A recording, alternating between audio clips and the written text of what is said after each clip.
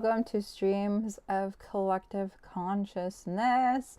I'm super excited for you to join today on a Friday. Today is April 11th of 2025, and I stream every Tuesday and Friday from 4 p.m. Central Time to 6:30 Central Time. And yeah, Streams of Collective Consciousness is all about ethical fashion. It's about intersectional solutions and issues such as environmentalism, and I do talk about all the things that are happening under the Trump administration and just talking about social justice issues to make sure that we're moving together as a positive force. So yes, I am excited to get into the news, but mostly I talk about ethical and sustainable fashion. That's the majority of what I concentrate in, or else I'd be here all day, every day. But let's get into it. If you are curious about the layout, basically I use this Canva deck as a way to basically structure my live streams.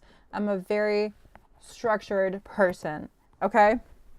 It's like a presentation. I know it's like giving teacher vibes, but it's not that serious. It's just a way for us to work out of a set thing, to keep the news a bit like, clear, and to just keep the conversation going. So this is a very jam-packed 2.5, 3 hour live stream. So I don't want to waste your time. If you ever want to like skip through, feel free. If you're watching the recorded version, you can like skip through. And yeah, this Canva deck is public for you. It's in my link. It's a link in my description, so you can go for it and look at that. But basically, the live stream is super like simple. I take time to introduce it, and then I talk about sustainable fashion news right off the bat, and then I must take a break or I'm going to crash out around 5 p.m. and then I get into more like general news around social issues, environmentalism, any positive news later on. And then I do want to do more like fashion shows. So if you have any good ones, let me know. I try to watch like vintage shows. Those are really inspiring. And I love archival fashion. I think the designs in the past were just like so much more creative and like inspirational. So let me know what your favorite designer is and what year you really enjoy from them. And then I'm going to make it a goal to end off gaming. So I'm really into like vintage fashion games. Like the Bretts were something I really loved. I think I played it on my game console, like game DC. I'm not a gamer like that. I don't remember what things are called or how you really play it, but I do want to get more into Bratz gaming and like fashion games from like the early 2000s, like 90s. So I had to buy like a PS2 basically, but that's gonna come soon. I don't even have a PC, and I'm live streaming, so I'm just working with what I have. But I do want to make it a goal to end off with gaming, and then those live streams will be a bit longer. But yeah, that's how this works. And if you guys ever want to talk about anything, or have me talk about anything, you can fill out this community submission form. As always, I'm super open to seeing what's happening in sustainable fashion, environmentalism, social justice issues. So you can fill that out. It's in my description, and then I will cover it next week on Tuesday. If you're watching this on Friday or within that time frame from Friday to Tuesday, feel free to submit it.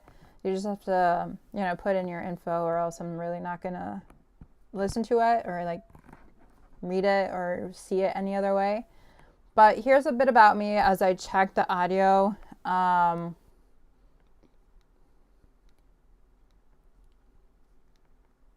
Okay, so I sound super serious for some reason.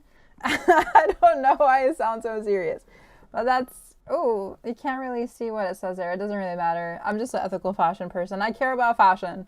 That's really it. I was listening back to myself and I was perceiving myself. I'm like, I kind of like intimidated myself for some reason, but I think I'm just talking in a lower tone, lower vibe today. I don't know. There's a lot happening in my life, so I get it. But I'm not that serious.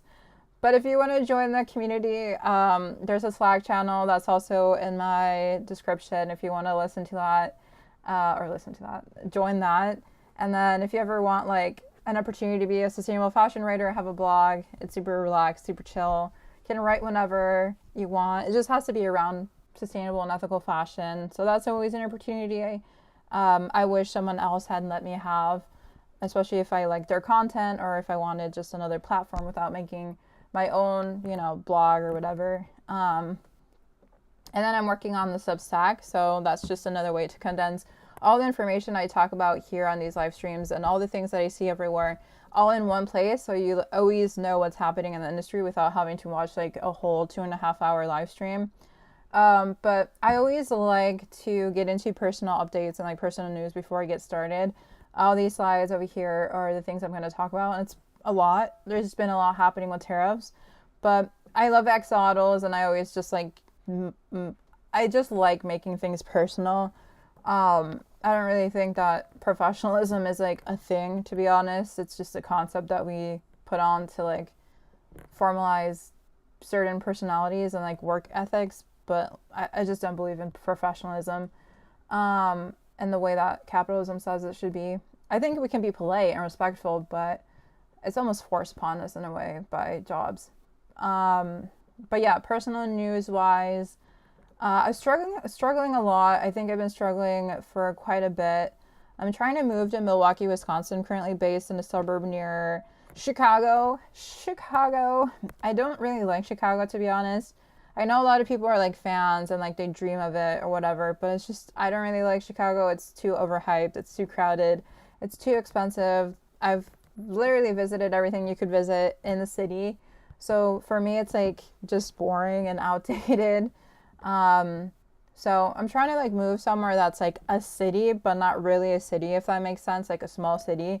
And I've been in Milwaukee before and it's kind of dead, which is understandable. Like there's nothing major happening there. But it is a college town. So that means there's like people always moving out or moving in. And so there's like sublease opportunities, and that's what I'm going for. Within these next couple of months, especially in May, as people graduate or need to sublease to visit their families in their like city or whatever that they came from. So I'm trying to look into Milwaukee, Wisconsin. They have really affordable studios, but right now I'm just like gonna go for like subleasing a room and then go from there. I think Milwaukee's like super cool though with the water. They have like an ocean front or a waterfront that I've been at. So I love a water city town, and it's affordable. So that's my best bet for how I'm going to move forward. But just a lot of personal issues in my own life that kind of makes me come off as like more serious than I am. But I love live streaming. I think this is a way for me to like actually talk about the things I care about. I love sustainable fashion. It's really hard to find a career in it, sadly, nowadays, unless you're like selling or sold to corporate America. Like you're either doing this volunteer wise, you have your own business, or in corporate America in some shape or form in sustainability, like ESGs or I don't know, like some lucrative sustainable role that doesn't really do anything besides just greenwash the heck out of the brand. So yeah, I think these live streams are a really good way for me and for you and everyone to like just connect over sustainability. That's just really the goal. So I also love news. I don't know why. I just love the news. I can't. I just like knowing what's happening, basically. And one of the things that has recently happened, to get into it, is the news that Prada has bought Versace. If I mispronounce things, I don't really know how to fix it. Versace is maybe not how you say it, but English is my second language here, okay? But I saw on a bunch of fashion outlets that Prada has struck a deal. They have struck a deal for 1.375. How do you even say this? $1.375 billion. Oh my gosh. So almost $1.4 billion to buy Versace, which is basically like their competitor, which I didn't know, but they bought them from Capri Holding. It sounds like the generic version of Capri Sun, Capri Holdings. So they bought them on Thursday, so literally yesterday. No, I don't want insurance. What is this? No. They even bought their debt. It says they even bought their debt. And it's a move to untie two of the biggest names in Italian fashion. I feel like this is just making fashion more of a monopoly, especially luxury fashion.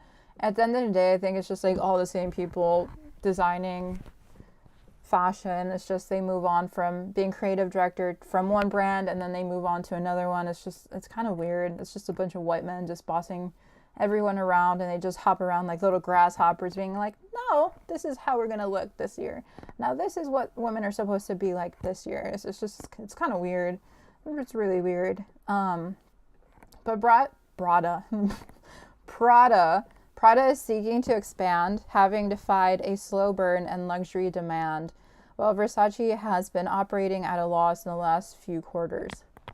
I mean, it's like the same thing, right? They both have not been doing well. So the merger strengthens Italy's hand in a luxury industry led by French conglomerates. Oh my gosh, conglomerates? There you go, conglomerates, the biggest being Louis Vuitton owner LVMH. And this is followed after Donatella stepped down as the chief creative officer just a couple of days ago. I think it was like a week ago. I covered it in another live stream. So, yeah. Interesting. I don't like this at all.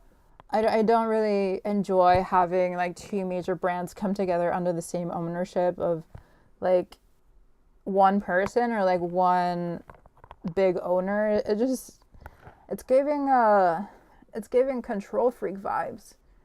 We don't need so many people controlling so many brands. That's why like local fashion, it's more diverse, it's equitable, like the money is going to different people. It's not just always going to the same pockets of the same person. But that's just my opinion. That's just my vibes.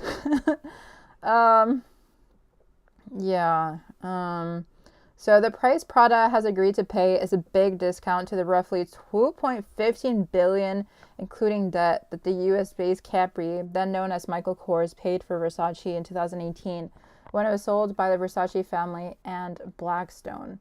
Previous media reports have suggested a valuation of around 1.5 billion euros, so 1.7 billion USA. But that was before recent market turmoil over tariffs. Oh gosh, super serious, so much money. So the thing that I'm getting from this though, hear me out guys, if you're listening, where you're at. How is it that these brands are making billions of dollars and yet they can't tell us who their garment workers are? Even for luxury fashion, brands were struggling to know if they use artisanal fashion or artisanal, garment workers, and if they were paid well, and like where they're based or what their name is, what their story is. Like, we have no idea still, like how luxury fashion is being made. And there's an assumption that they're ethical. And so when I read this, I'm like, so they made about $1 billion, or they're valued around $1 billion or $2 billion, whatever the heck they're saying on this report. I don't get how we can't guarantee fair wage, especially in the luxury fashion world. Especially, I don't know if you guys have heard, but Italy has this huge like luxury fashion hub or space or whatever, and there's still allegations that there's exploitation happening in the luxury fashion world in Italy. I don't know what's happening. $1 billion and we still have exploitation. Allegations. I'm not confirming, just allegations. Okay, don't sue me, people. I'm just reading articles over here. So, interesting. I don't really think I'm going to continue reading this article. Hopefully there's like a video that talks about this.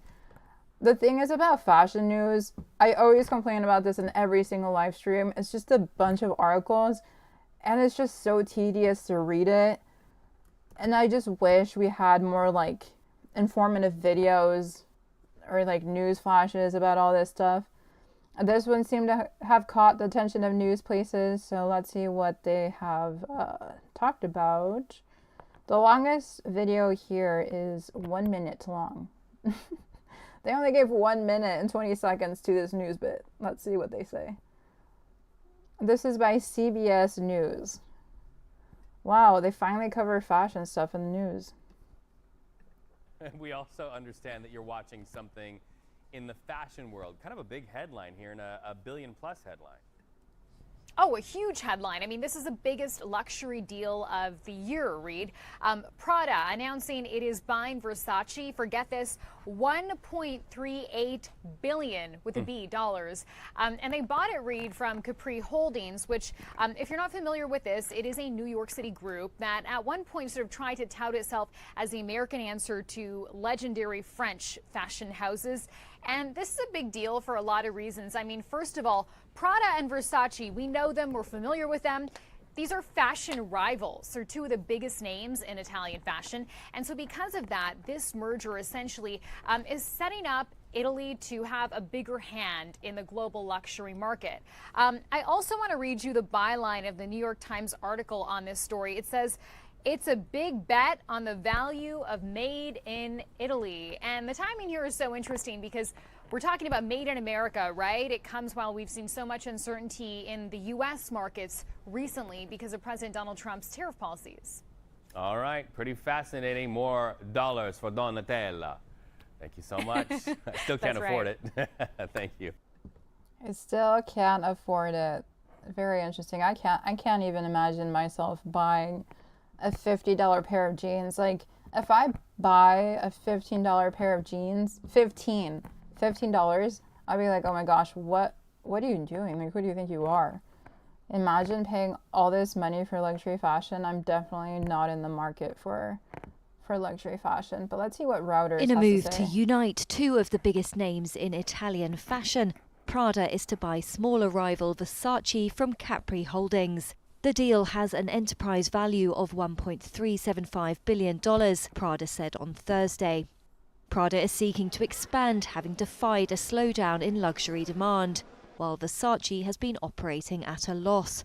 The merger strengthens Italy's hand in a luxury industry led by French conglomerates. The price Prada has agreed to pay for Versace is a big discount to the roughly $2.15 billion, including debt, that Capri paid for Versace in 2018. Previously known as Michael Kors, Capri bought Versace from the Versace family and Blackstone. The deal follows the announcement in March that Donatella Versace was stepping down as the chief creative officer of the brand, founded by her late brother Gianni. The move also comes at a time when several acquisitions and IPOs have been scuttled in the wake of a global equity sell-off and fears of recession triggered by Trump's tariffs. Versace said, nah, I ain't doing this no more. With Trump and the tariffs, maybe it was just like a good time to sell. I really do wish to understand what their motives were. Maybe they just didn't think they could compete. Or, okay, I have two questions. First, why did Donatella step down as creative director? And then two, was it already planned or did she already know it was going to sell? These contracts must have already been established since maybe months ago. So maybe she already sold it before she stepped down and this was just a phase that came out in a certain, order. So the company was already bought out, but the first thing that we knew was that she stepped down. And then later on we realized, oh, okay, she sold the business. But like, I wonder as well, like, why sell? Like, what was happening behind the scenes? Was she scared of the tariffs? Was she scared of Trump? Was she just like disillusioned with the luxury fashion world? Did she have any opinions of how things were being affected by like fast fashion? Those are more than two questions, obviously, but like once we ask key questions of like why and how, we started like theorize like, okay, what was her real motivations? Like what was actually happening behind the scenes? And people always say like fashion isn't political or fashion is just like about aesthetics, but it's really not. Like, it's a business, it's connected to the economy, it's connected to the society that we're in.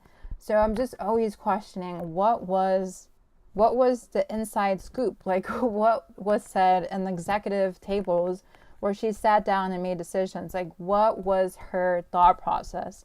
And obviously these articles are not going to expand on that. They're just covering what's on the surface, on the outside, giving us the value of what seemed like a failing luxury fashion brand that, despite its legacy, just wasn't holding up to its past, profit success metrics. So I just always wonder, like, why, what and why, how, who, what, when, and where. Yes, so I don't know. It's just, it seems like there's a lot that is not being explained about the reasons for this, but they were worth, in a way, a lot. So I can't blame them for cutting losses when it's still decently big and relevant. So Donatella must have her $1 million mansion. So in a way, like, she didn't really need to be in charge of a business anymore after a certain while. So I don't blame her. It's just why, how, and when, and where. Going on to more conversations about how tariffs are affecting things and just like the global dynamics of fashion. There's been a lot of conversations about China and Shein and tariffs, and the Business of Fashion came out with this report about how China advises Shein against shifting supply chain. So the fast fashion retailer is facing opposition from the Chinese government over its plans to shift some production out of the country, Bloomberg News reported on Tuesday. I wonder if we can find this article for free on Yahoo, just because I was able to read it the other day, but then they like gatekeep me. I don't know what it says now. I can't read the article right now. My one free article was used up, so Yahoo, give me the article. Okay. So, China Ministry of Commerce has reached out to Shein and other companies, advising them against diversifying supply chains by sourcing them from other countries. One person familiar with the matter told Bloomberg News. Bloomberg News said it wasn't immediately clear which other firms were contacted by the Commerce Ministry. Interesting. So they don't know if they're just picking on Shein. Okay. So this request came in from after U.S. Donald Trump announced its tariffs, which sent firms scrambling for alternate ways to avoid additional import levies. Shein did not immediately respond to Reuters' request for comment on the report.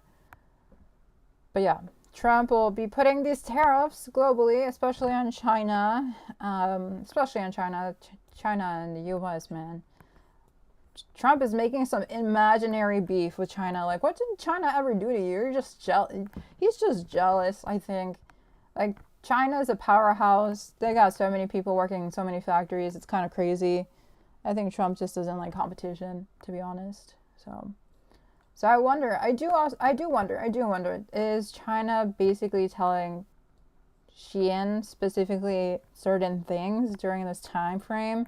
Because Shein does operate a lot from China. They're telling Shein, don't go anywhere. Basically, stay with us. They're like begging Shein to please be loyal. My gosh, the times that we're in. Again, I think this is just a reminder that fashion is political. Like, everything is interconnected whether we want to address it or not. Fashion is not superficial. It is not just about outfits. It's not just about looks. It's not about vanity. It's not about, like, all these frivolous things that we make it out to be. Like, it is a real life political thing.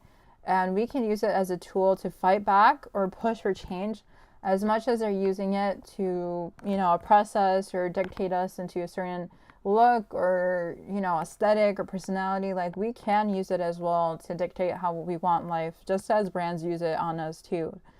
And there's another interesting thing, how the tariffs are also affecting beauty industries. So apparently they're in a crisis mode. So the Business of Fashion also talked about this.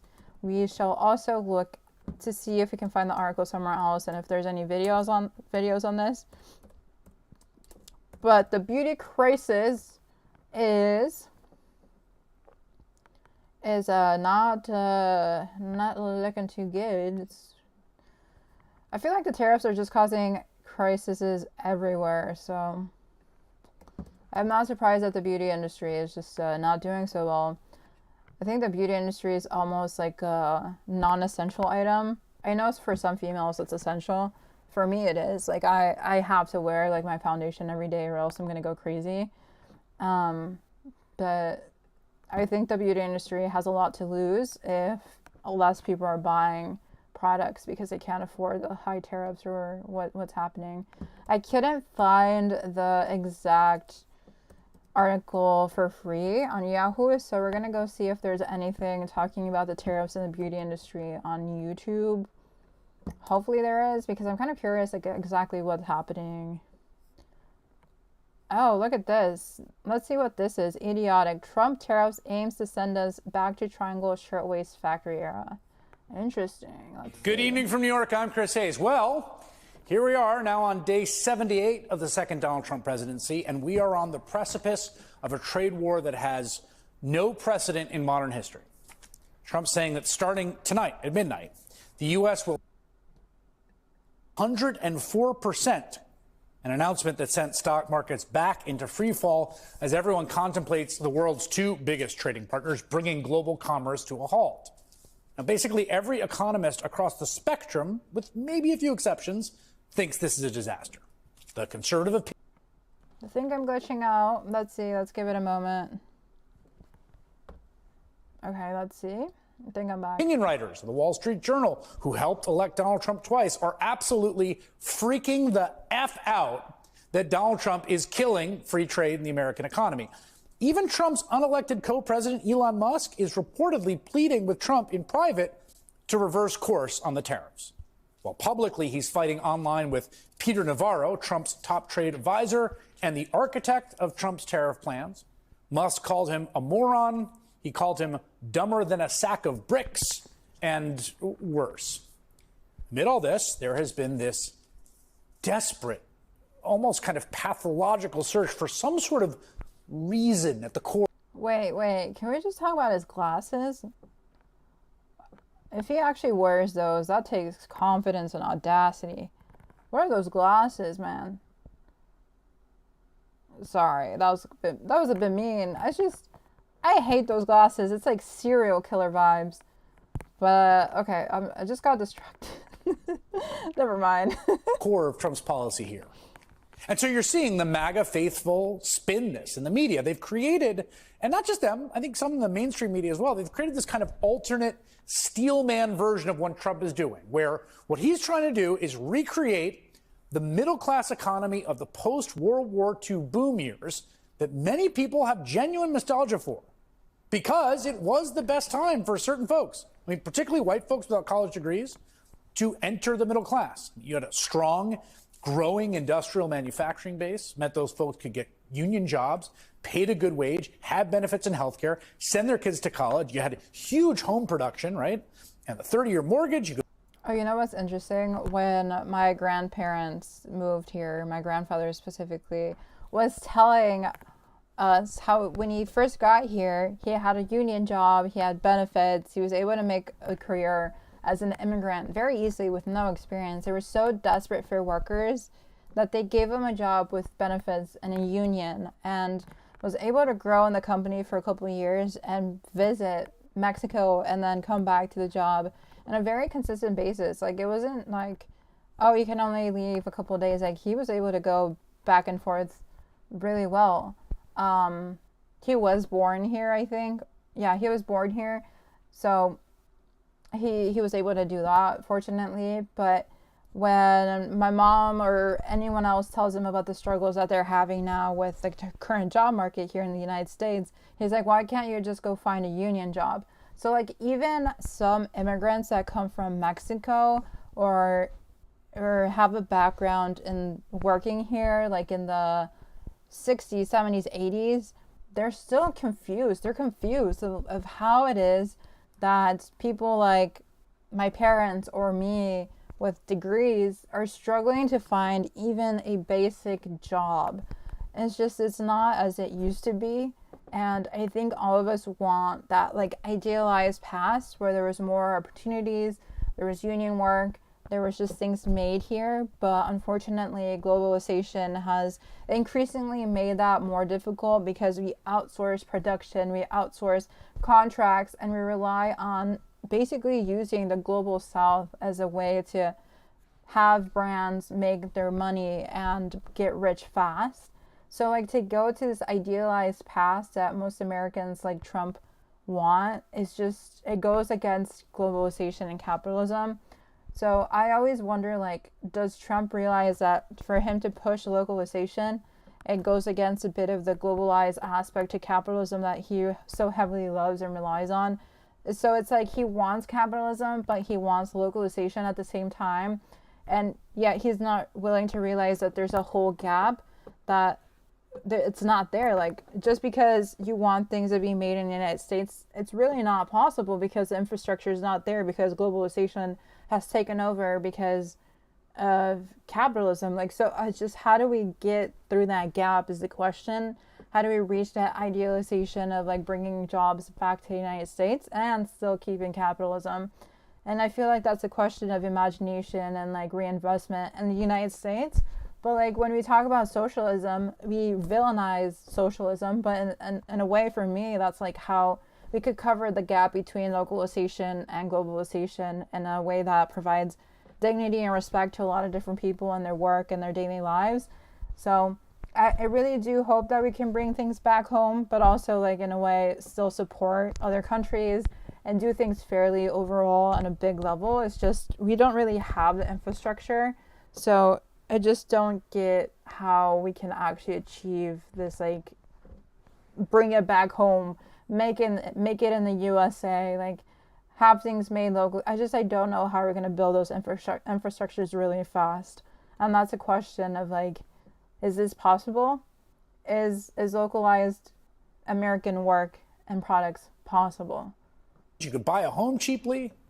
And again, there's a reason that people across the political spectrum, I mean, liberals, conservatives, everyone in between, tend to hearken back to the days of high union density, low inequality, a growing middle class. It really was good for a lot of people. So again, the charitable argument, and you're seeing this everywhere. Once we hear this, you'll see it.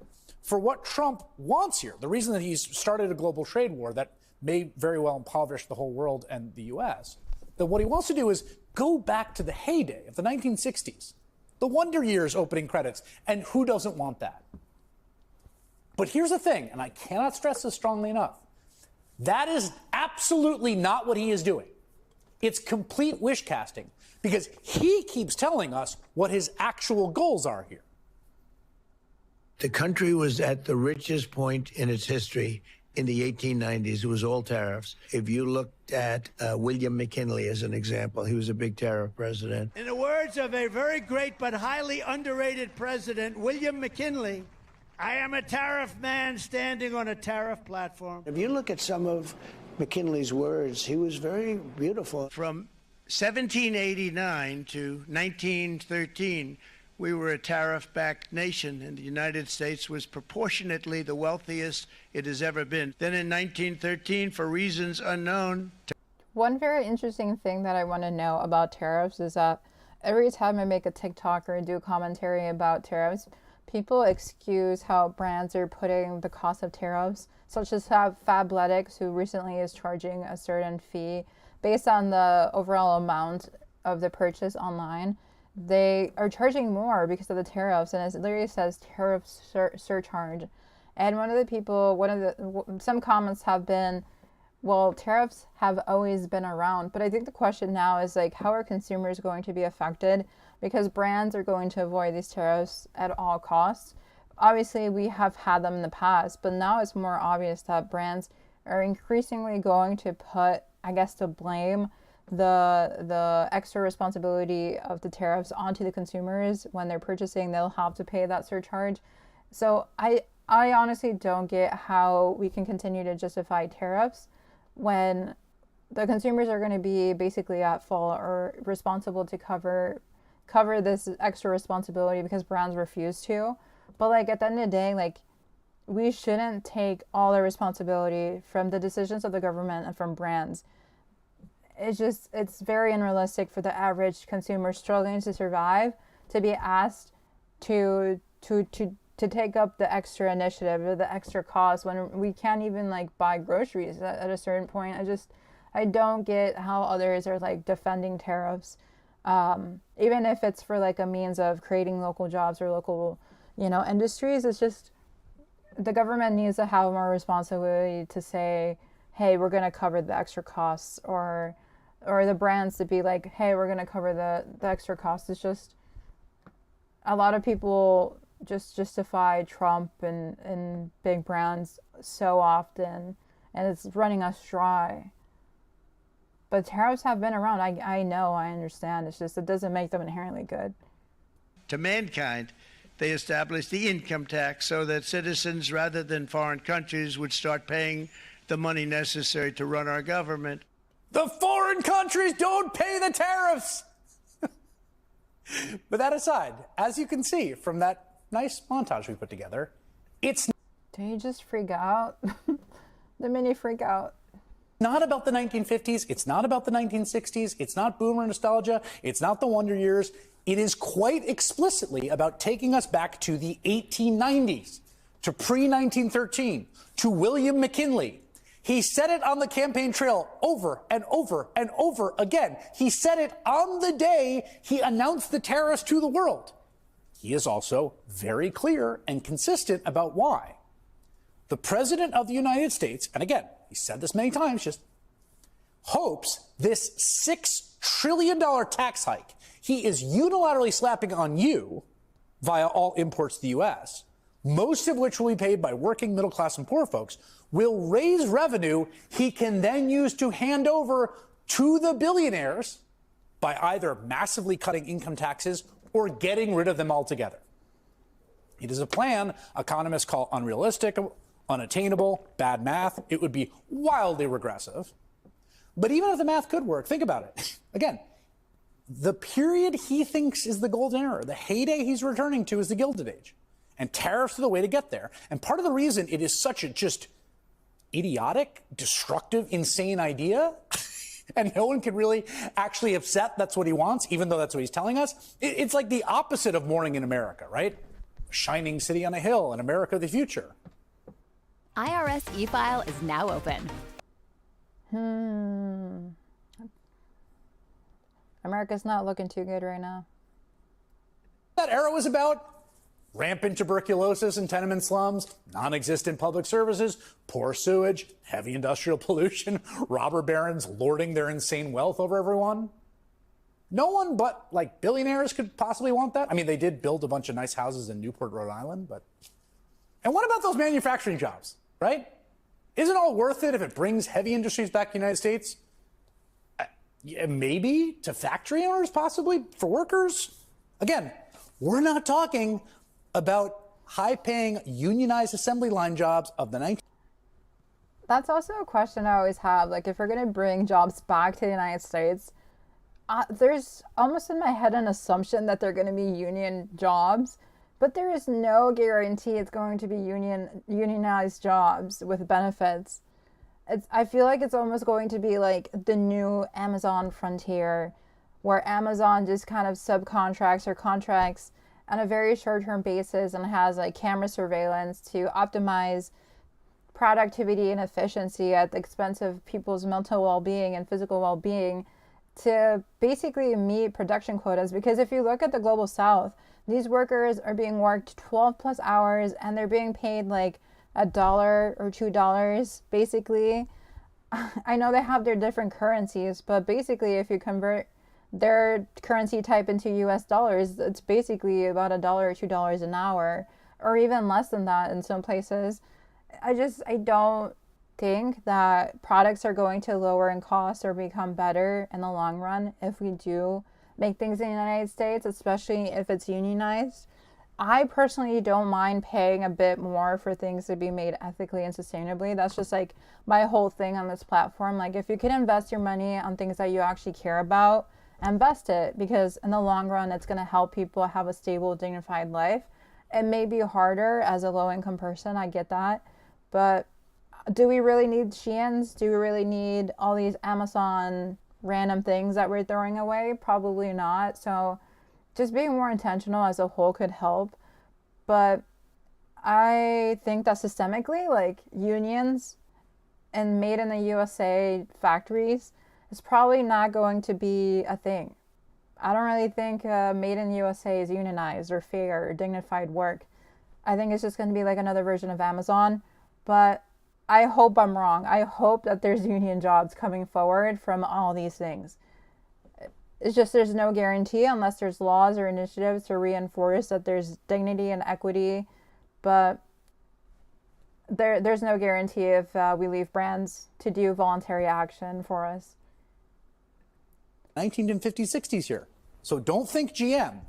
Think Triangle Shirtwaist Factory of the early 1900s. No. Or, you know, the 21st century version, I guess, as described by Commerce Secretary Howard Lutnick.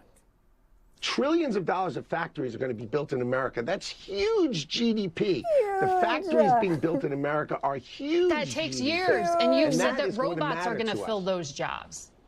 So those aren't union No, it's really automated worker jobs. It's automated factories, but the key is who's going to build the factories, who's going to operate the factories, who's going to make them work. Did you just say automated? So like tech factories? That doesn't sound too good for us. Automated huge factories. Uh-oh. Great American workers. The army of millions and millions of human beings screwing in little screws to make iPhones. That kind of thing is going to come to America. It's going to be automated, and great Americans, the trade craft of America, is going to fix them, is going to work on them. Bro, what are you talking about? That's the vision? That's a vision. It's honestly too self-contradictory to call it a vision. The screwing of the little screws will be in America, millions of people doing it, but it will be automated, and then the great American workers will be proudly fixing the robots that do the screwing? Who's getting screwed? If you err on the side... I think it's us. It's us, the people that are getting screwed. We're the ones paying the tariffs already.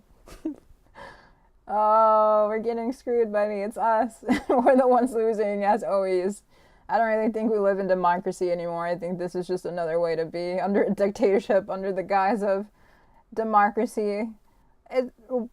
That's why I'm always like, socialism is a great way forward. But then we're like, no, we believe in our rights. We don't really have any rights if we look at how things are operating right now.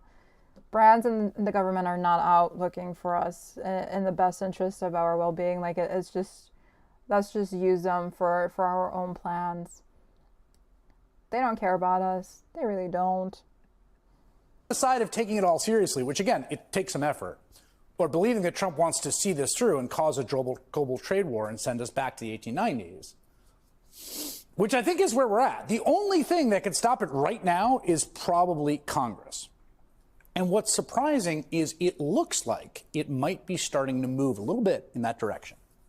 Today, senators from both parties got to grill Trump's trade representative, and Republicans did not hold back.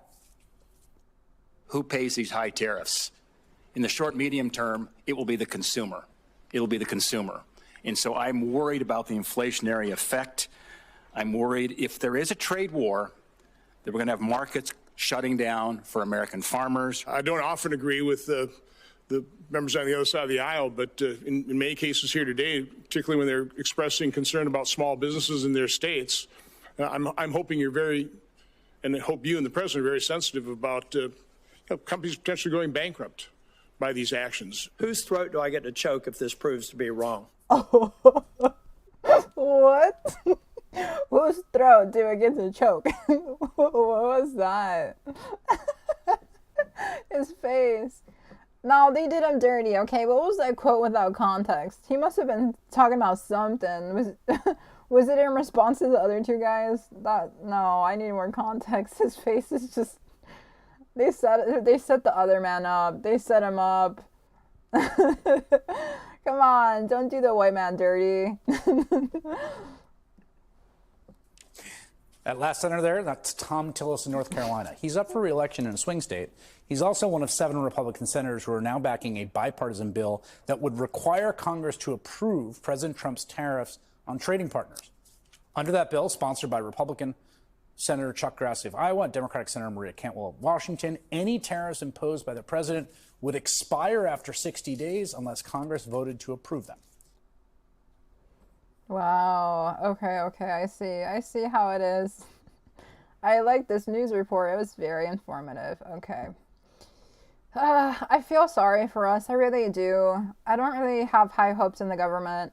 They routinely show that they prioritize billionaires and those already in power, and very little is done for working class and middle class families and individuals in general. So I don't feel any sympathy for the billionaires losing their fake money, basically. So I'm going to simply move on and talk about how this is an international thing as well, because ELLE magazine basically had an article come out April 8th explaining how maybe Trump's tariffs can make clothing more expensive for Australians, which is something I didn't really stop to think about because I'm a very nationalistic person sometimes. I'm like, as an American, this only affects me, you know, but that's very American of me because everything is interconnected. Fashion is global, it's interconnected, it's intersectional, it's political, and even me, who should know better, sometimes forget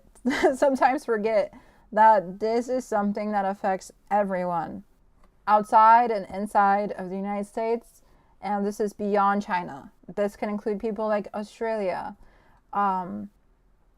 So yeah, basically Donald Trump is sending shockwaves in the fashion industry, as we've been seeing. And on April 2nd, President Trump announced these tariffs, and basically the move, the article explains, is a way to revive domestic manufacturing and to stop basically dependency on international trade.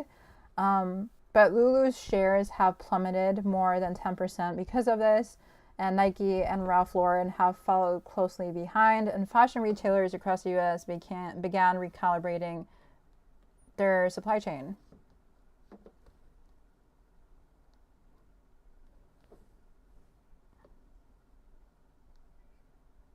Okay, so I was just checking the audio. So, blah, blah, blah, blah, blah, blah, blah, blah.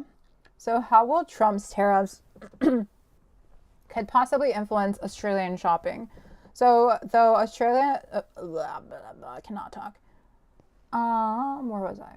Though Australia isn't directly affected by the new U.S. tariffs, the global nature of fashion means our market is still vulnerable. When the U.S. imposes tariffs, it doesn't just impact American shoppers, it sends ripples across the entire industry. This is a result of rising manufacturing costs across the board and the fact that a lot of what we buy is imported from elsewhere. So could our clothes get cheaper instead? Possibly, but it's complicated. As the U.S. becomes a more expensive export destination for manufacturers, there's a high chance we'll see an oversupply of product diverted to the Australian market. This could lead to a brief moment of discounting, more product, more options, and for a fleeting time, lower prices. And while a short-term bargain always feels good, flooding the market with ultra-cheap clothes also raises questions about sustainability. We've seen this movie before, and it doesn't really end well for the environment or the garment workers behind the scenes. That said, our own economic conditions are fragile. While inflation is still biting, the Australian dollar lagging against the US, and freight and production costs remaining elevated, many brands are struggling to maintain profit margins. If global retailers began prioritizing the Australian market to offset US losses, it's likely to see an increased retail price, particularly for US-based brands and fast fashion retailers. What we save on seasonal sales now, we may pay later in higher baseline costs. So what do Trump's tariffs mean for fast fashion? Basically, it could be a way for more people to embrace slow fashion. According to the Business of Fashion, retailers like Shein and Temu, whose entire model relies on super ultra-cheap, ultra-quick distribution pipelines, may find it increasingly difficult to operate within new tariff regulations. Their formerly nimble approach to custom duties, which relied on U.S. import loophole known as the minimis, is now under scrutiny. If their prices rise in the U.S. and their influence wanes globally, Australia may begin to pivot, albeit slowly, towards slower, more intentional fashion consumption. Now, that's the theory. Obviously, that's not a guarantee. Just because it's more expensive to buy fast fashion does not guarantee support to slow fashion. Maybe there's going to be more people thrifting, more people being more intentional because of budget, but there's no guarantee that there's a correlation, basically. But hopefully more people care about sustainability, obviously. That's always a hope. Let's see.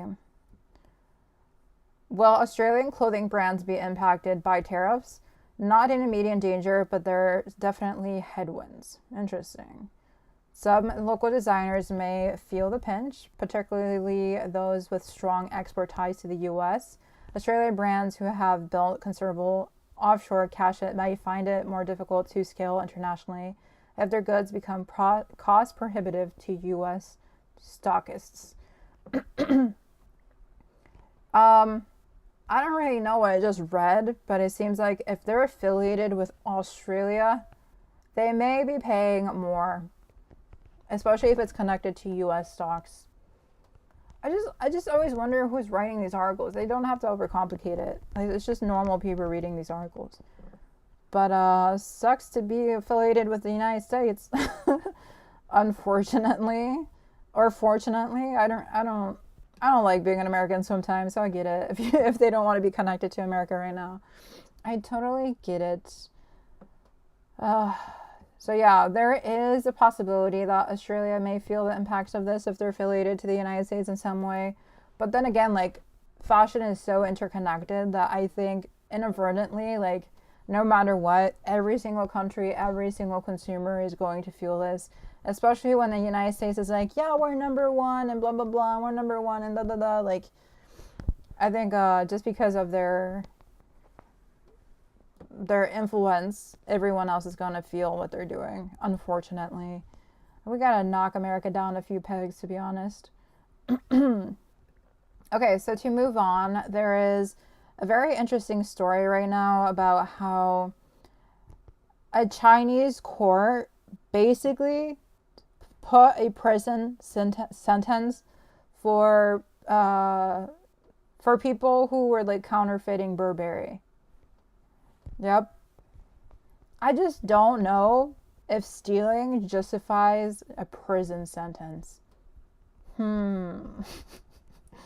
Especially when it was for stealing designs. But let's get into it. This is by the fashion law.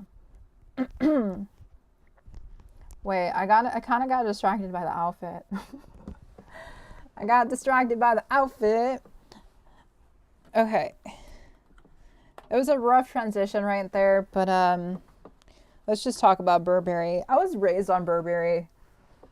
Not like materially wise, like I didn't have the actual pieces, but I would see them in the magazines all the time, and I would post the magazines with Burberry on it on my walls. Copy and paste it right there with glue. I had like a ad for Burberry on my wall for like 10 years. So I'm low-key a fan of the aesthetic, but it doesn't really, I don't really think I would align with their values if they're like willing to go and do a prison sentence for someone that's been copying their stuff.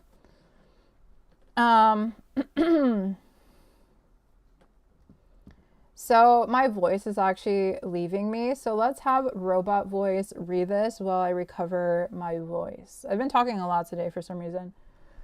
A Shanghai court has upheld a criminal judgment in a high-profile case over counterfeit luxury goods. The Shanghai Third Intermediate People's Court reaffirmed a 5-year prison sentence and a 2 million RMB, $280,000, penalty against an individual who was found guilty of producing and selling clothing bearing counterfeit versions of Burberry's registered trademarks. Following a ruling from the Jing'an District Court in late 2023, the appellate court rejected defendant Gong XX's arguments that at least one of the Burberry trademarks at issue was not in use and that the motifs he was using were sufficiently different from Burberry's marks, affirming the lower court's finding that his conduct constituted criminal counterfeiting under Chinese law. The background in brief: the case got its start back in February 2023, when a consumer filed a complaint with Chinese officials after unknowingly purchasing a counterfeit product from the defendant, an individual identified in the proceedings as Gong XX. Chinese prosecutors launched a probe into Gong XX and found that he was offering counterfeits and generating over 4 million RMB in sales via his e-commerce platform, XXX Overseas Shopping, and WeChat.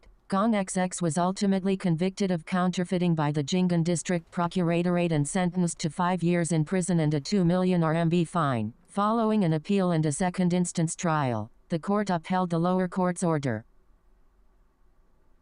Dang. Gong really did steal, apparently, based on the court. I don't think it warrants a prison arrest. Like, also, why is this consumer being a snitch? They reported him back in February 2023. There's like no need. It's just a lot of people with too much time complaining. Like, let him make his money. Like, at the end of the day, like, I feel like logos and all these things are just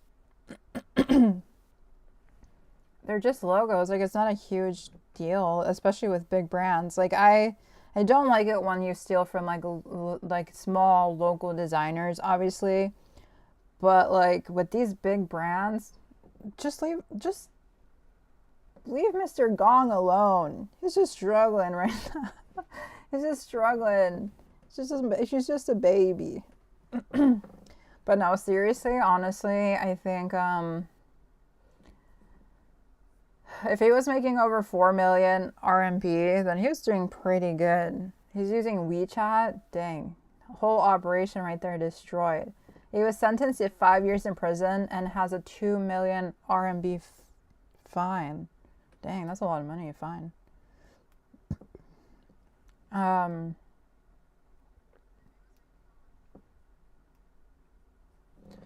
Okay, so following the appeal and a second instance trial, the court upheld the lower court order. Interesting. So there has been other ways that the logo has been used, which was featured as a night figure, which is a bit different from the Burberry trademark. So it was kind of something that he said was to not confuse his customers, basically.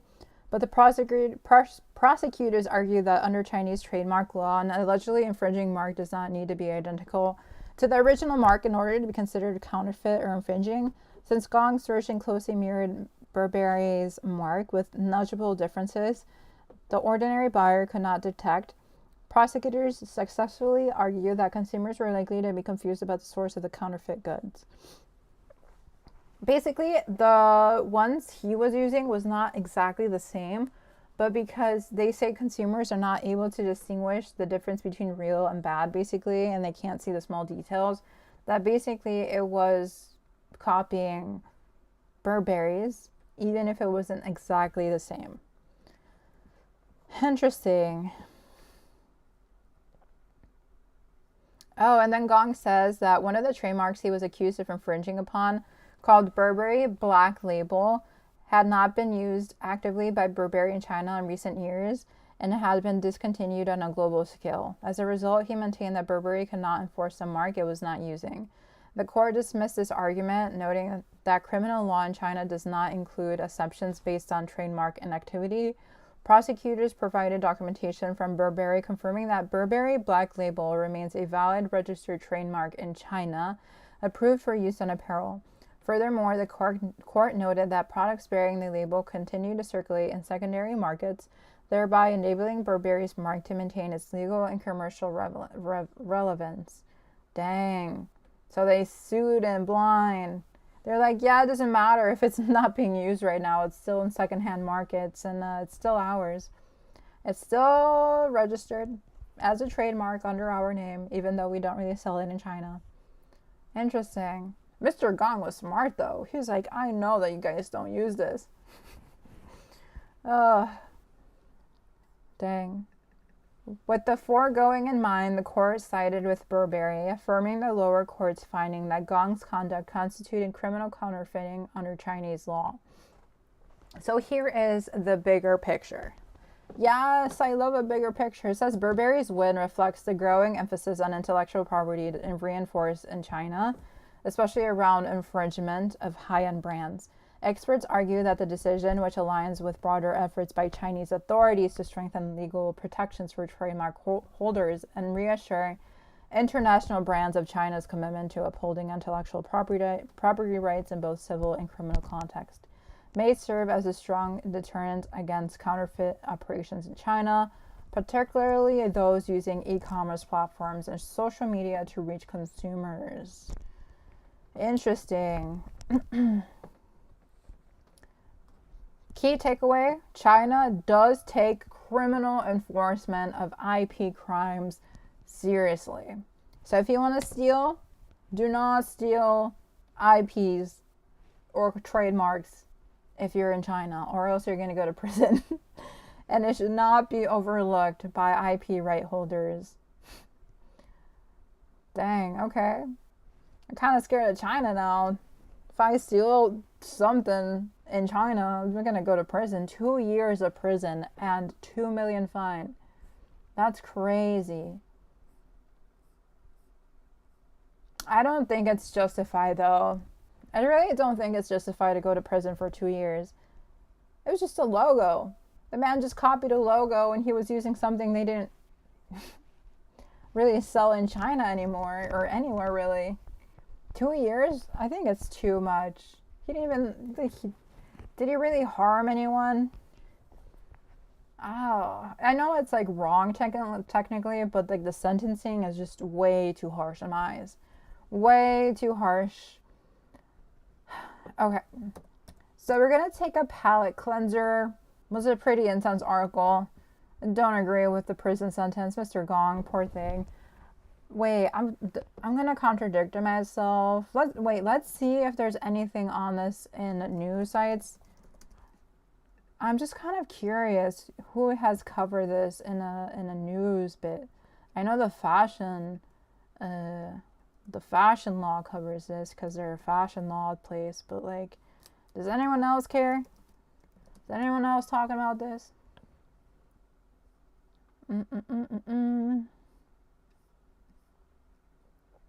Nope. Burberry Gong prison sentence. I don't think a lot of people know about this. I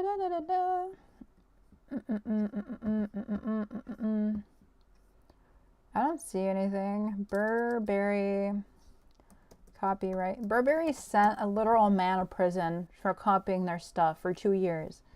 And there's no one covering it? Bruh.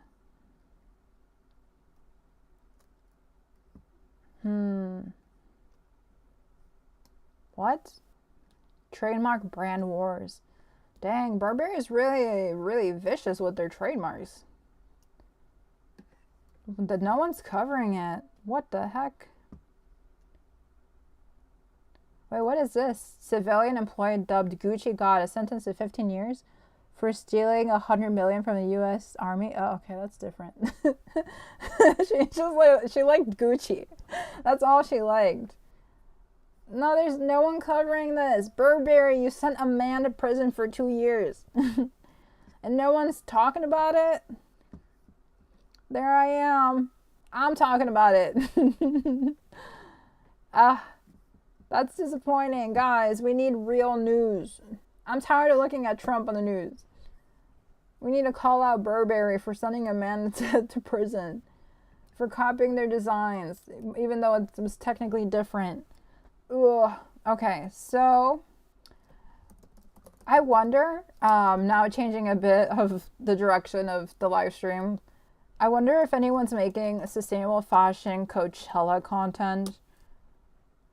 And I would love to see videos on that. It's going to be Coachella this weekend. I think it's starting today, no? Friday, Saturday, and Sunday. No one is, oh, look at this one. Coachella, music festival or a fashion show? Let's watch that. Coachella, a music festival or a fashion show? The word Coachella always elicits a response from people, but whether it's positive or negative is the big question. Taking place smack dab in the middle of the Californian desert, this once struggling multi-day festival is now referred to as one of the best music events in the entire world. With its impressive roster of performers, combined with its undeniably gorgeous location, Coachella sees hundreds of thousands of attendees annually. But has it become too? I don't really like Coachella like that, to be honest, but it is happening. it's really taxing on the city too, and it's been so chaotic recently. This video kind of talks slow. I'm getting distracted, but I'm gonna go on a break soon, like a 5-minute break. But let's speed this up. I'll watch the first couple of minutes with you guys. People talk so slow. Popular. Now in its 25th year, Coachella has evolved from an indie music and arts festival into a spectacle where social media, sponsored posts, and fashion take center stage. Derisively dubbed the Influencer Olympics, Coachella has received criticism for seemingly prioritizing the more materialistic aspects of the event instead of the music, a sentiment mirrored by its high prices, which have soared to over $50,000 from $50.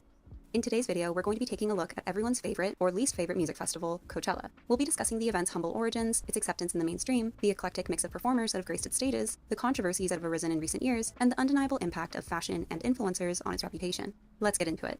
Coachella's origins can be traced back to November 1993, when American rock band Pearl Jam decided to host a revenge concert at the Empire Polo Club in India.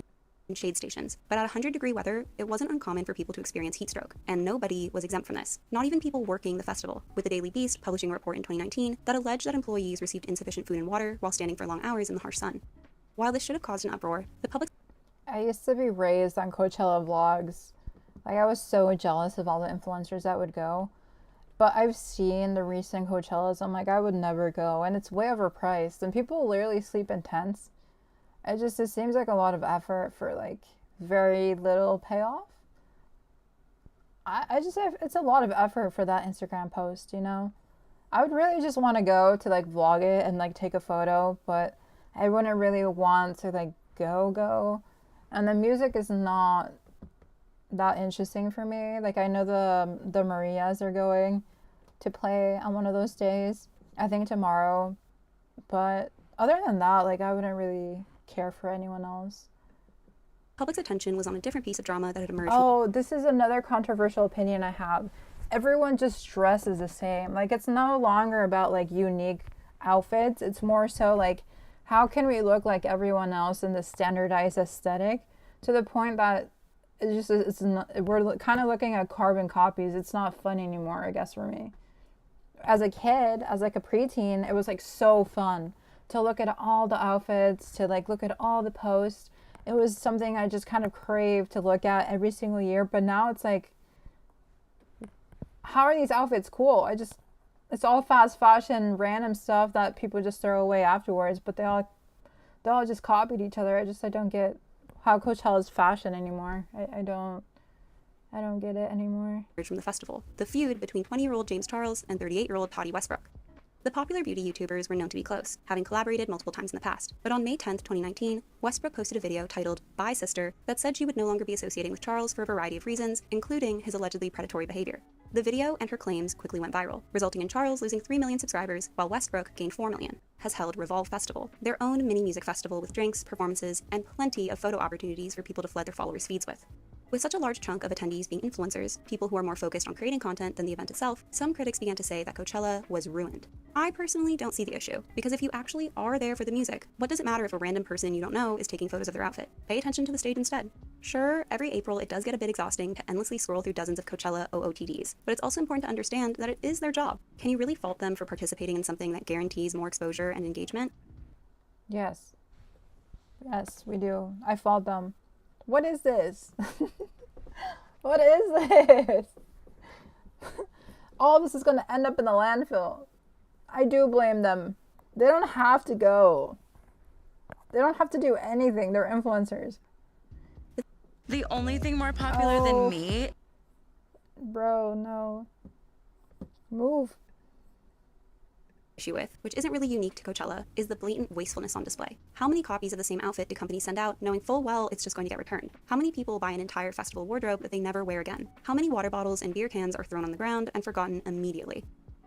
After a 2-year hiatus in 2020 and 2021 because of the pandemic, a cancellation that Coachella queen Vanessa Hudgens was livid about, the festival finally returned in 2022 with headliners Harry Styles, Billie Eilish, and Swedish House Mafia. Originally, Kanye West was supposed to perform, but he withdrew 2 weeks before it took place. In 2023, Bad Bunny, Blackpink, and Frank Ocean were the headliners. Bad Bunny marked the festival's first Latin headliner, while Blackpink was the first of Asian descent. This lineup really highlighted how much the music festival space had changed over the course of the 21st century, no longer being dominated by white male rock stars. And sure, you could say that it wasn't the same festival anymore, but I'd argue that there's nothing more cutting edge than diversity. So aren't they still doing what they always set out to do? There's nothing about Coachella that appeals to me personally. It's too hot, it's too crowded, it's too expensive. But I can understand why people keep showing up. Whether it's for the music or the memories, there's something about it that's kind of magical. And even though the prices keep getting higher, clocking in at $5.99 for general admission in 2024, considering all the musicians you're paying to see in one place, is that really a bad deal? Has Coachella become commercialized? Of course, but that's the fault of the organizers more than it is the people attending, which is actually pretty funny considering the idea to have a concert in the desert in the first place was in protest of companies overcharging fans to see their favorite musicians. What do you think about Coachella? I hope you enjoyed this. What do I think? It's capitalism, baby. It's capitalism. I watched a documentary on the negative effects of Coachella on the city. Let me see if I can find it. Da-da-da-da-da, da-da-da-da-da, da-da-da-da, da-da-da-da-da.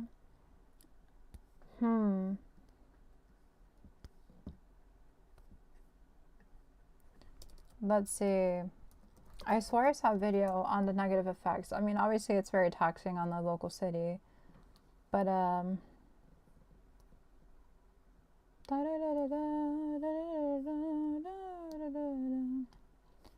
don't see it. I'm probably gonna move on just because it is taking up a bit of time.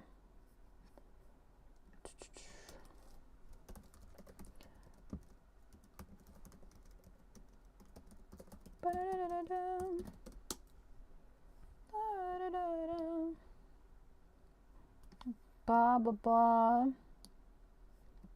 Okay, so I'm not really saying much here. Okay,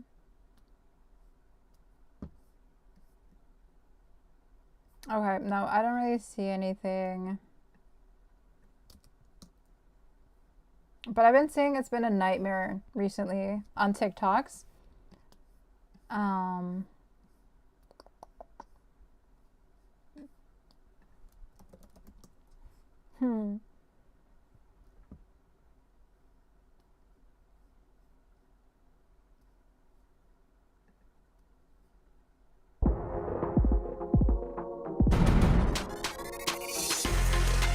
Hello and welcome to the TMZ podcast. I'm Charlie Cotton. I'm Charlie Naff. And it's Coachella today. Woo!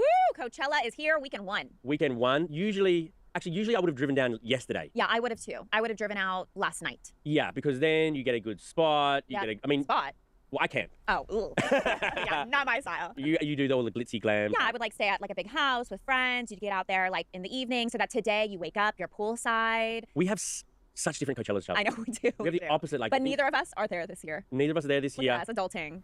But one person who's there is Weezer bassist. Ooh, on the heels of his wife's crazy incident with police. That's right. Scott Schreiner, he confirms that despite the fact that his wife got shot by police and has been booked for attempted murder, he's going to Coachella this weekend. Yeah, and we'll get into that. But we have other stories as well. We're going to talk to you about all the Coachella chaos. Because it looks insane. It does. The people who, like me, who have been lining up to get into Coachella to camp, some of them have been waiting over 12 hours in their car to get in. You think this was their first time putting on this festival? I know. It's like Firefest? Yeah, it is. Would you prefer to go to Firefest?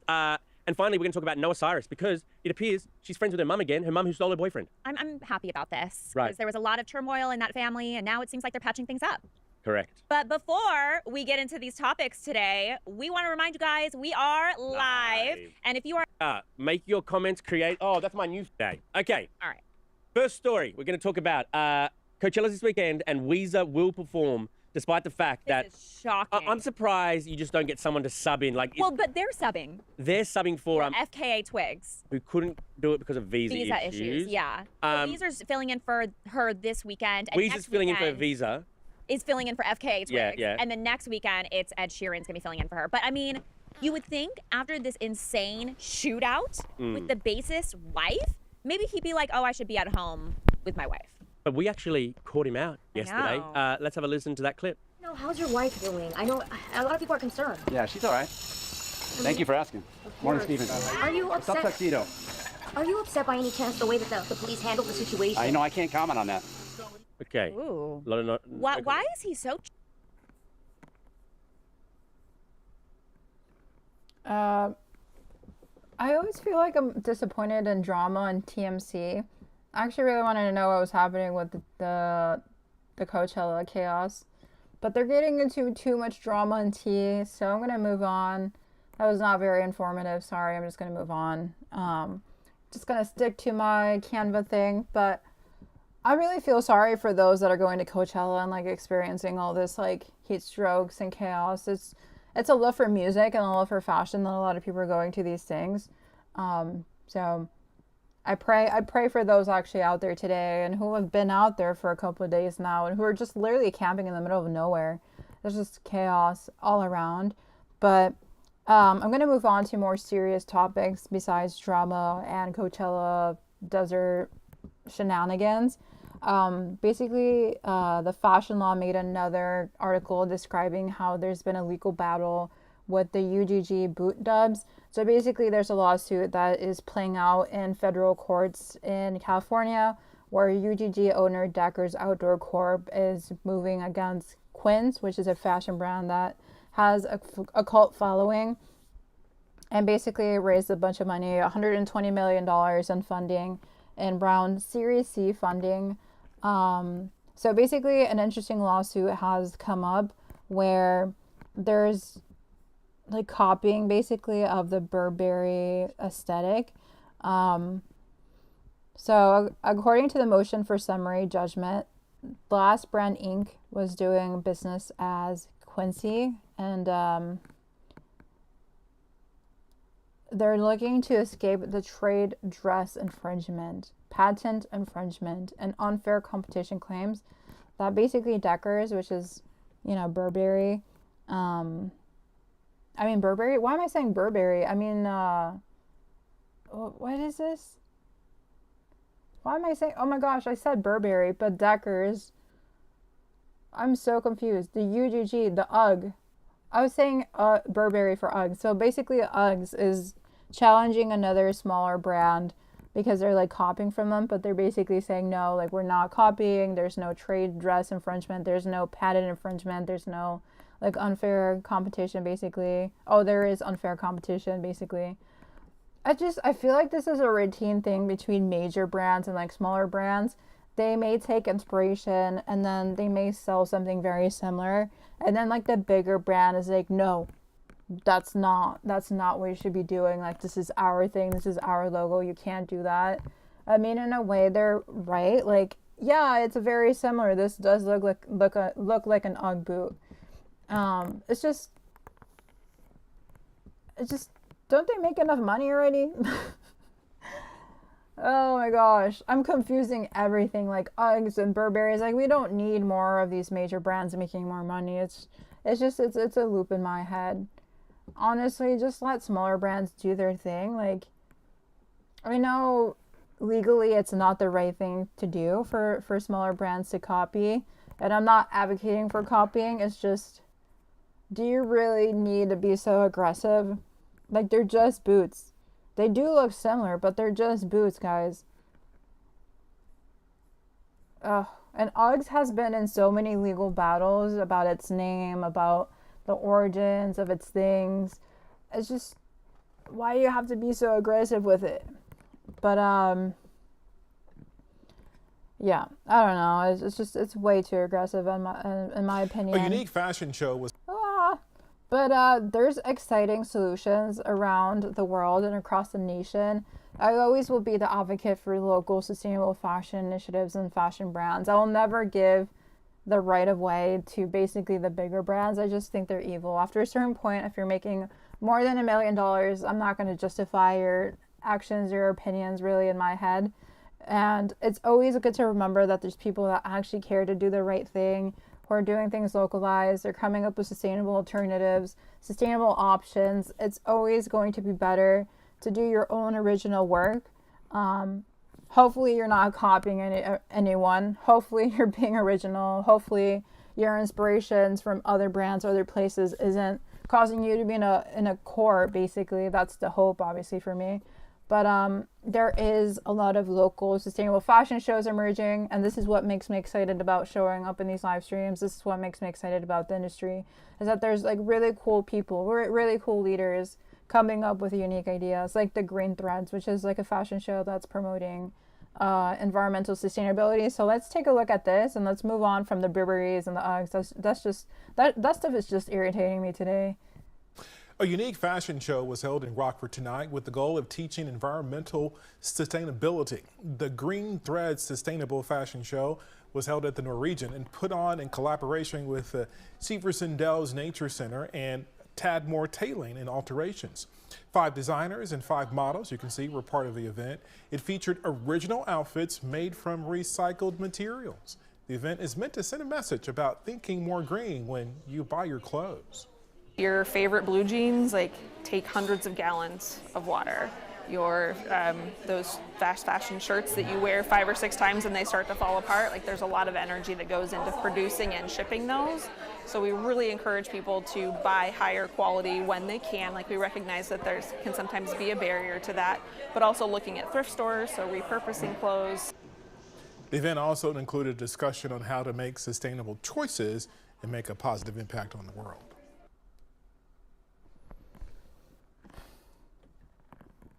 I love this. I love these initiatives. I think they're so needed, especially as we see more of these major brands being so aggressive to smaller brands, and yet they're the same ones that are copying from other places. I love this. Locally led. It was in a nature center. 60 people came. 60 people came to an eco fashion show. This is what I love to see. Eco-conscious fashion. There was designers. There was models. It was just a fun time. The local news was there. They were using scraps of dresses to decorate the place. They transformed a tablecloth as a backdrop. One of the designer skirts was made from repurposed antique embroidered pillowcases, while another fancy black and silver dress was made from trash she found around her mother's house. And another model wore a white gown made from pillowcases. All these items could have been easily tossed out, but gained new life through a designer's creativity. See, I love this. I love this. Get your imagination flowing. Don't worry about it being perfect. Perfect is the killer of innovation. Embrace the imperfections. See, this is what I stand for. This is what I love. We need to support more people like Ann Weiser, who is the executive director of the Nature Center. This is what we need. She says that she encouraged guests to shop at thrift stores to give clothing a second life. Yes, Queen, yes. I love this. See, this is what makes life good. This is what keeps the world believing in humanity. I love it. And there's been other things happening as well in sustainable fashion. One of those things is how do you really report on sustainability? So Vogue Business created an article that says, why is sustainability overlooked in fashion companies' earnings? So they analyzed the 12 major fashion and beauty companies, and then they looked at ESG, which is how they measure sustainability, and how the reporting misses out on the financial opportunities tied to sustainability and the risks associated with an action. Very interesting. It's gatekept for some reason this time, so if we can't find the article on Yahoo, we just know that the reports are not showing how sustainability can be put in the financial reports as a good thing, as a way to make money. Very interesting. ESG, we can make you money. Interesting. Well, I couldn't find the exact article, but another one said that sustainability can make money. Even if sustainable fashion itself, a word, is a buzzword for right now. But honestly, I don't really know what sustainability officers do in the fashion industry. Are they greenwashing? What are they reporting on? What are they doing? Because if financial reports of these major fashion brands are not even accounting of how sustainability can be a profit-driven aspect to their financial well-being, then what is sustainability for overall if they only care about money? If they're not looking at it, if they're not thinking about it financially, then is it just to make themselves look better? I obviously don't want sustainability to be just seen as a profit-driven thing, But when these brands exist to make money and they're not looking at sustainability through their lens, then like, how are they looking at it? Like, what's the purpose? What's the vibe? Is it to greenwash us or to like seem like they care? I want to know their angle. I want to know their ESG angle right now. A lot of people may not be asking this. This may be like very nerdy, very niche, but like, how do fashion brands look at sustainability? If they're not even looking at it as a financial pursuit, then how are they looking at it? Someone tell me. All these corporate susty baddies, I need to know what you're actually doing all day. Tell me what your job is. If you're hiring, I don't want your job because I don't understand. Okay, so to move on, I'm going to talk about how, okay, let me just check that these articles are actually not gatekeeped by like paywalls, because I keep getting tired of like being gatekeeped. I have access to the articles on my phone, and then I go on the website when I'm live streaming, and I can't see them, so it's kind of a waste of a time to like pull something up if it's like blocked by, oh, subscribe. But yeah, basically this article is by the Women's Wear Daily, and it says that Bangladesh woke up to the news of Trump tariffs, as anyone did, and Bangladesh is partnered and has been partnered with China and India to make fashion. And yeah, I mean, they obviously are going to be affected. And I just fear that the garment workers are going to suffer more and more and more as these tariffs continue. I can only imagine the pain and the loss they're going to experience once these garment factories refuse to pay them what they used to be paid, or impose more like harsher production levels on them to, you know, make up for the increased cost of the tariffs. Who knows what they're actually going to experience? It's just, I know it's not going to be a good effect on them. I am guaranteed worried for them. These major fashion brands, I don't trust them whatsoever. If they're not going to explicitly state how they're going to deal with tariffs, and then we see tariff surcharges on consumers, imagine what they're doing to their poor exploited garment workers. It's not going to look too good. Yeah, I mean, let's see. But the article says that Bangladesh has a leg up against the world's second largest economy, which is China. So maybe it can work out for them. But then there's Vietnam, who are trying to become also a major garment exporter, competing with Bangladesh.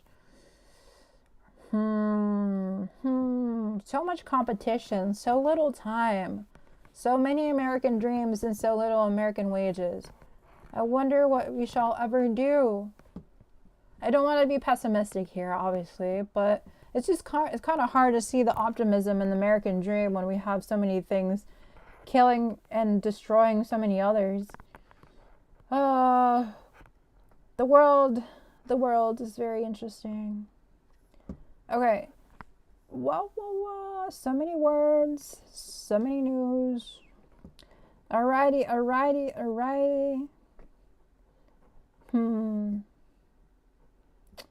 Okay, so I wonder if there's anything detailing how Bangladesh is affected by the tariffs via a video or a news article. Bangladesh tariffs, garment workers. Keywords, guys, keywords. How do we learn? Okay, let's see. For many Bangladeshi clothing exporters, U.S. President Donald Trump's new tariffs have come as a shock. The U.S. is Bangladesh's single biggest export market. Before the latest levies, clothing shipped to the U.S. was subject to 15% tariff. The ready-made garment industry is crucial. It makes up nearly 80% of exports, employs 4 million people, mostly women, and contributes 10% to gross domestic product. While some industry players are alarmed, others remain cautiously hopeful that diplomacy and negotiations will help. Yes, we are concerned. Higher U.S. tariffs will raise prices and reduce demand. Buyers may push for lower prices, but I urge manufacturers not to cut them, as costs are already high. We're focused on staying competitive, growing exports, and maintaining stronger ties with the US.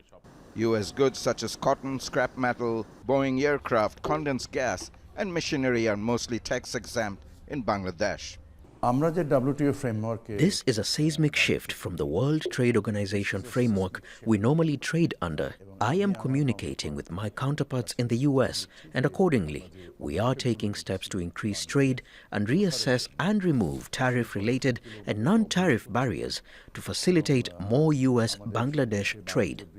Interim leader Muhammad Yunus has asked President Trump to pause the new tariffs for 3 months and offered to remove levies on 100 U.S. products.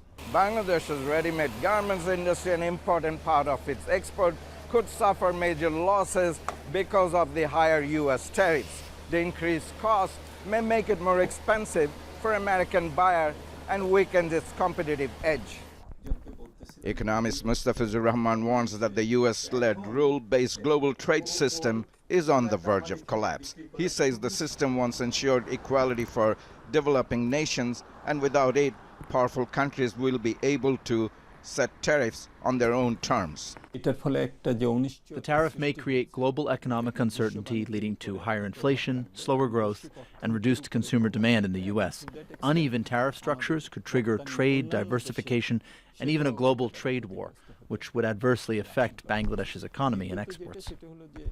Economists say that even with low or no tariffs, U.S. products will struggle to find buyers in a developing country like Bangladesh because of high prices and strong competition from China. Tanvi Chaudhary, Al Jazeera, Dhaka. Make sure to subscribe.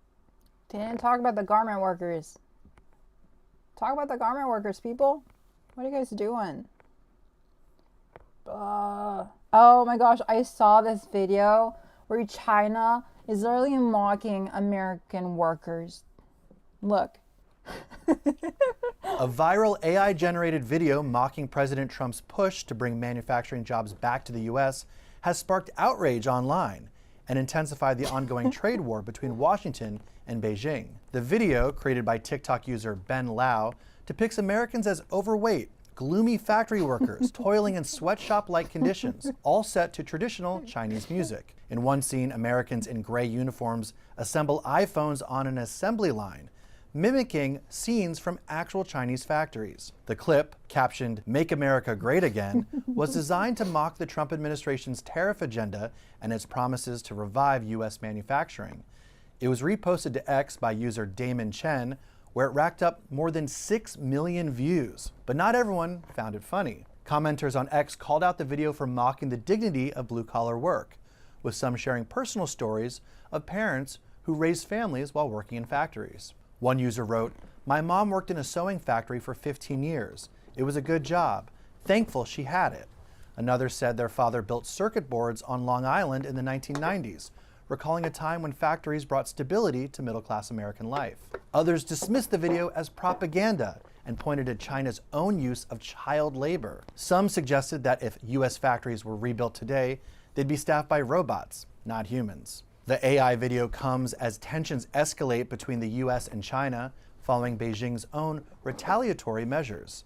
Treasury Secretary Scott Bessent blasted the Chinese response, calling it a big mistake. He told CNBC, "We export 1/5 to them of what they export to us, so that is a losing hand for them." As the digital clash unfolds alongside an economic one, the war of words and algorithms between the world's two biggest economies shows no signs of slowing. For more stories just like these, be sure to subscribe. I wonder oh my gosh. I wonder what you guys think of what factories are going to look like if they're made here in the United States. Are they going to be automated factories, or are they going to be, employed by Americans, like American citizens? Because the last time I checked, I lived in a city that literally has so many factories in it.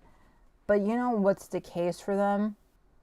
They literally subcontract the heck out of the work to the point that they're literally working with other agencies that bring in undocumented people to work in their companies when they like claim they have rights for their workers, they claim they give benefits to their workers, but on the side, most of the work is fulfilled by subcontracted work that they never report under their files, or they never like release it to the public. I'm not going to name names because, again, I want to protect my privacy, but I literally live in a city that has so many factories that line the streets that I pass by all the time. And they're major, major companies. And they mostly subcontract their work. Okay? So you literally go to an agency to find a job that connects you to these major factories. And then that's how you get your job. Like, for example, my dad. He's a double citizen, American and Mexican. Doesn't have schooling, though. Very smart man, though. Okay? So he relies on factory work. What he does is he goes to the agency office. He says, "Hi, I'm looking for work." And then that agency connects him to a factory that has been connected to the agency already. So it's like these factories, they use middlemen to find these really needy, desperate people that need a job. Like my dad, he's like, "Please give me a job." He loves seasonal work for some reason, so he's always going and finding work through agencies. But also, like, the subcontracted work, it's usually for a couple months because they don't want to give them any benefits, any raise, anything. So given how my city functions and my experience with agencies and factories that, say they care and they apparently employ Americans, they struggle to even get documented Americans. Most of the people that take up the subcontracted work are undocumented or have fake paperwork that isn't verified by anyone, really. So I feel like these American factories are going to subcontract the heck out of everyone if they do employ people, said Americans. But maybe the Made in America thing can actually employ more undocumented people because of the loopholes that agencies function out of. So maybe that's a good thing. Maybe more immigrants are going to be employed. Haha, there you go. There you go. More jobs for the undocumented folk. I like that, actually. Let's bring factories back to America. Let's give them that subcontracts. Yes. Honestly, that's the only way undocumented people are going to find jobs. I like it. I like it. It's worked for my family, so why not continue it? Bring jobs back to America. There's such an assumption that American citizens are going to take like leftovers from factories. Like, they want office jobs. They don't want to be working in a factory. Like, we forget that as well. Who said that Americans want to work in factories too? No one really wants that. If you have the idea of an American dream of presented to you 24/7, the whole system has made you think, achieve the American dream, achieve the American dream. Do you really think a factory job is an American dream? I don't really think so. So like, I don't know how they're going to sell this Made in America thing to the average American. They're probably not going to eat it up, so we'll see what happens. But let's employ the Mexicans. Let's employ the Mexicans. Yes, I love that. I sound sarcastic, but I mean it. Okay, so to move on, there has been more news that the London Fashion Week is going to be canceled. It happens in June, but they called it off and they're going to focus more so on a showroom in Paris. And they say it's in lieu of a standalone fashion week.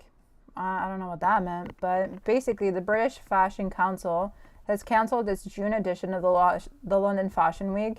Instead, it will shift to provide more commercial opportunities for British brands through a London showroom showcase in Paris. I don't know what a showcase room is. I've never heard of that. I studied fashion and I've never heard of this. What is this? Blah blah blah. blah, blah, blah. So the BFC reintroduced its Paris showroom back in September. It took a hiatus. So they've been doing this in the past, okay? Alrighty. They've been doing this in the past, but now they're going to focus on menswear showcase called the London Collections. What? Wait, what? It says the London Fashion Week June edition was initially launched with a menswear focused as London Collections Men in 2012, but then was rebranded to London Fashion Week Men's in 2017. I have no clue what they're talking about. So is this something they've done already? Okay. So I'm assuming it's going to be about men's fashion this time as well. Alrighty. Sounds good. Sounds good. Sounds good. Blah, blah, blah. Blah, blah, blah. Okay, so the point is, by scaling back to more targeted programs this June in London and Paris, we aim to create some strong foundations to amplify the message of our brilliant British menswear businesses. Haha, I was right. It's going to be a menswear showcase. We recognize the challenges the sector faces both in the UK and globally and remain committed to amplifying the voices of British menswear designers as they navigate ever-changing fashion landscapes, and will continue to adapt and find ways to platform our brilliant British menswear business. Wow. Wow, okay. I've been hearing a lot, though, that fashion weeks haven't really been profitable for the designers or for those hosting, and it's kind of hard to see value in it if it's not connected to international buyers or retailers or connections, I guess, or networks.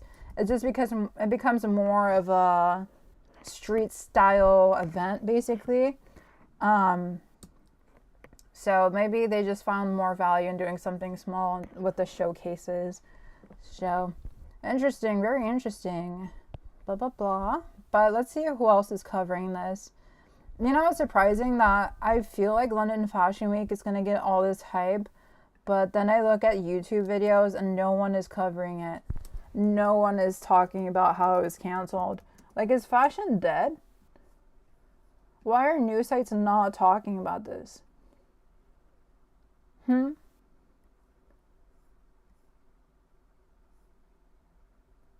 don't know. What is this? Fashion Rebellion, Extinction Rebellion, and London Fashion Week. Let's watch this. What is this? Oh no, I'm gonna get copyrighted. Not the music. Nope.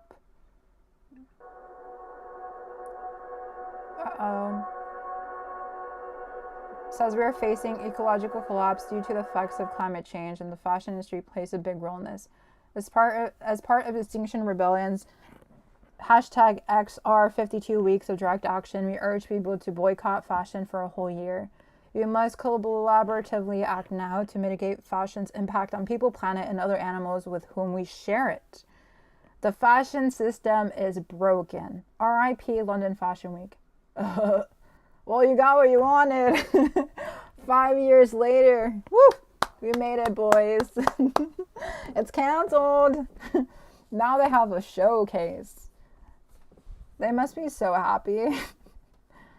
I wonder, though, like, if London Fashion Week canceled their fashion show this year, why couldn't they have done it 5 years ago when groups like Extinction Rebellion were telling them, hey guys, stop because it's not good for the earth, you know? Or you know what they could have done? They could have been like, hey, as the London Fashion Week, we don't support the overconsumption and overproduction of clothing, hence we're going to reduce it down and hone in on the quality and beauty of men's, you know, business wear or whatever.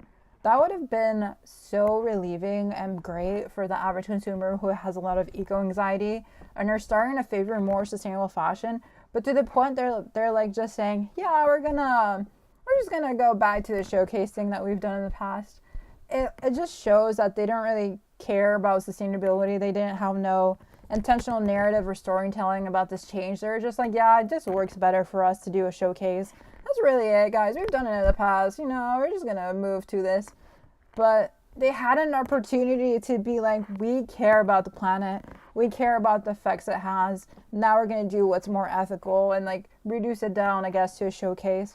But no, they didn't. They had a chance and they didn't. That's very telling. October last year, with a big declaration of rebellion outside Parliament. We're in 59 countries now, hundreds of thousands of activists ready to pour out on the streets.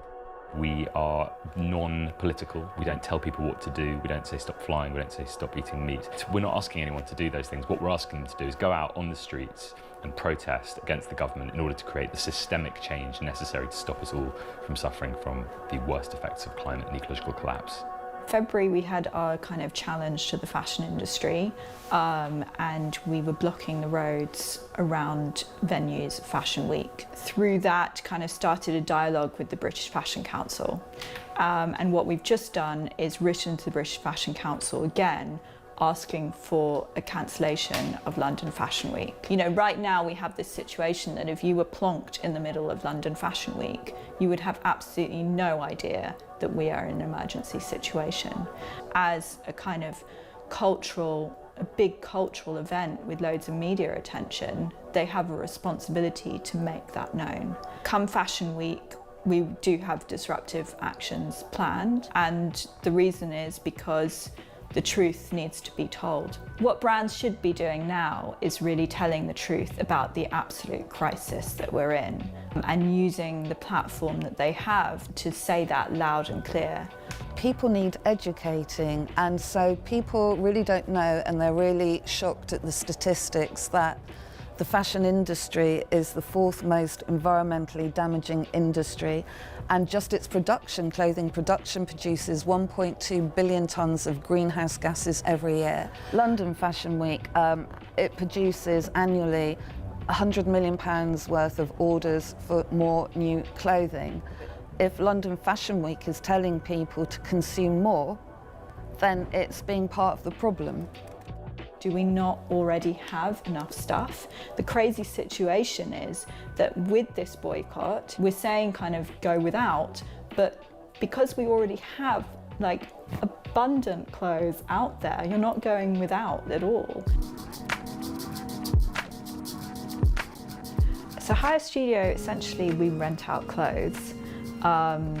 Since I've been involved with Extinction Rebellion, I made a kind of pledge to myself that all the clothes we would have would be clothes that already existed rather than were made for the purpose of Hire Studio. People pay a flat monthly fee to get a certain amount of items at a time, and they can swap those items whenever they like. And that means that it starts becoming an extension of your wardrobe, which you just interchange. You can kind of stop buying clothes altogether. On the other hand, it kind of incentivizes a circular way of working for the brands that we work with. We partner with the brands so that they can start earning from the longevity of the items rather than from creating new items all the time. They have to start thinking about creating things that last. I think I haven't chosen brands that are necessarily have a perfect record, but it's about the willingness for change. So I started working with Hire Studio not a long time ago. My brand Woven is quite a new adventure, and when I was setting it up a couple of years ago, I had more of a holistic approach to it. I was more thinking about the whole lifespan of the product. So all my pieces now come with a scannable chip, and all the stories which are related to the brand come up, all the materials, all the suppliers. I always been concerned about what happens to the product afterwards.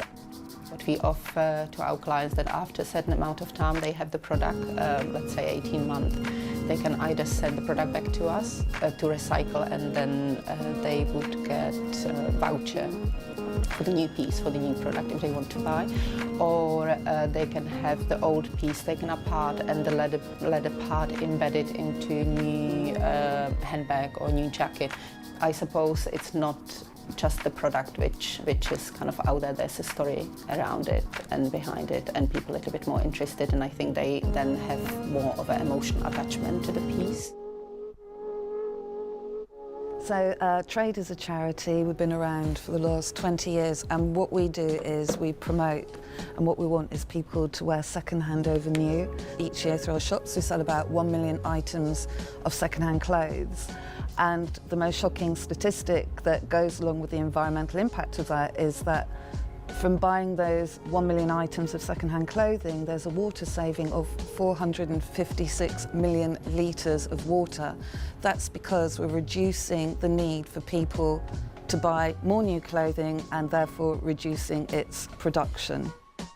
So the concept behind the Comfort swap shop was Comfort Fabric Softener working in partnership with Cosmopolitan and ELLE, and it was part of a branded experience in which we invited consumers to come along to a swap shop and bring their clothes and swap them for something else. We were on hand, myself and Molly, so that we could give style advice to people. The beauty of it, it's all pre-loved clothing. They were able to go home with something new but actually wasn't new, and a lot of people were able to bring things in which they no longer wanted that then went to new homes, so it was a win-win situation. As a publisher, we are in a position where we have access to be able to pass on the information and educate people.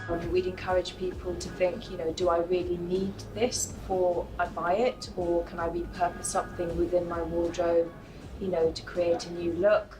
Being able to use vintage stores, charity shops, things like car boot sales, it all kind of melds into the same ethos of the swap shop and bringing old things back and being able to breathe new life into things. Obviously the tips and advice that we can give can help consumers live a more sustainable lifestyle in terms of buying less but making it last longer. I think if you want to make change, you have to go in quite strong. Fashion needs the Extinction Rebellion and the boycott fashion in order to make change. Just don't have London Fashion Week. I don't believe in fashion, because something is in fashion, then it goes out of fashion, then it has a disposal cost. Brands are currently in an amazing position of power, and they have the levers of power to make great change. So if you run a business, if you're a CEO, start thinking about your position as a person of power and influence, and what you can do to speak to other CEOs and other brands and create a community of leadership in order to make radical change. However well you make your clothes, whatever materials you use, you are not sustaining us. The only way that you can actually make the fashion industry help in sustaining us is by using your voice and your influence to get governments to change. Get governments to change, yes.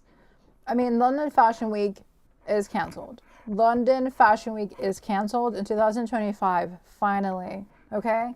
It is high time that we end these fashion weeks. I wish all fashion weeks could be cancelled, to be honest. There's no need for them. There is no need whatsoever. I mean, 2025, we've been seeing so many more issues than ever before, to the point where it's like, why are we buying so much stuff, okay? Why are we buying so many things? Why do we need luxury fashion? Why do we need all these designers showing us their things that are probably going to end up stored away and become archival fashion for the next celebrity, okay? We need to end all these like random luxury brands and just focus on making the planet better for people and the planet, especially when we have tariffs coming in and affecting everything.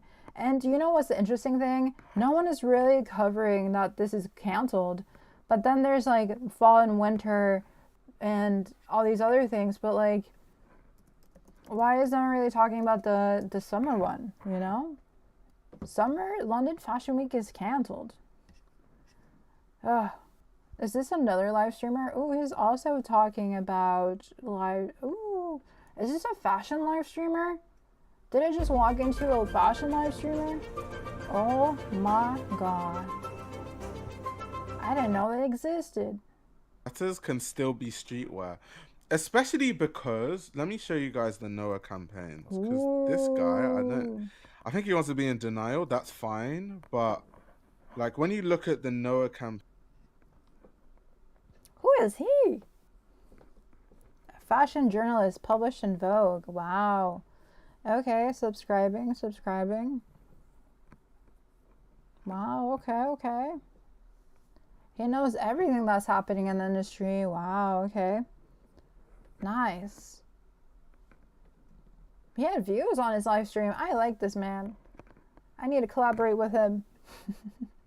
But yeah, London Fashion Week is canceled. Nice. I love it. I love to see this.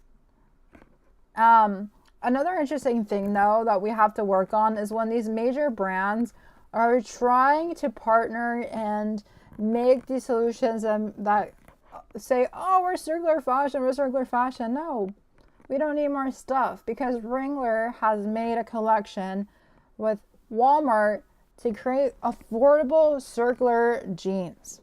Okay? So basically, it says that the pants stand out for their low prices and they have a high percentage of recycled materials.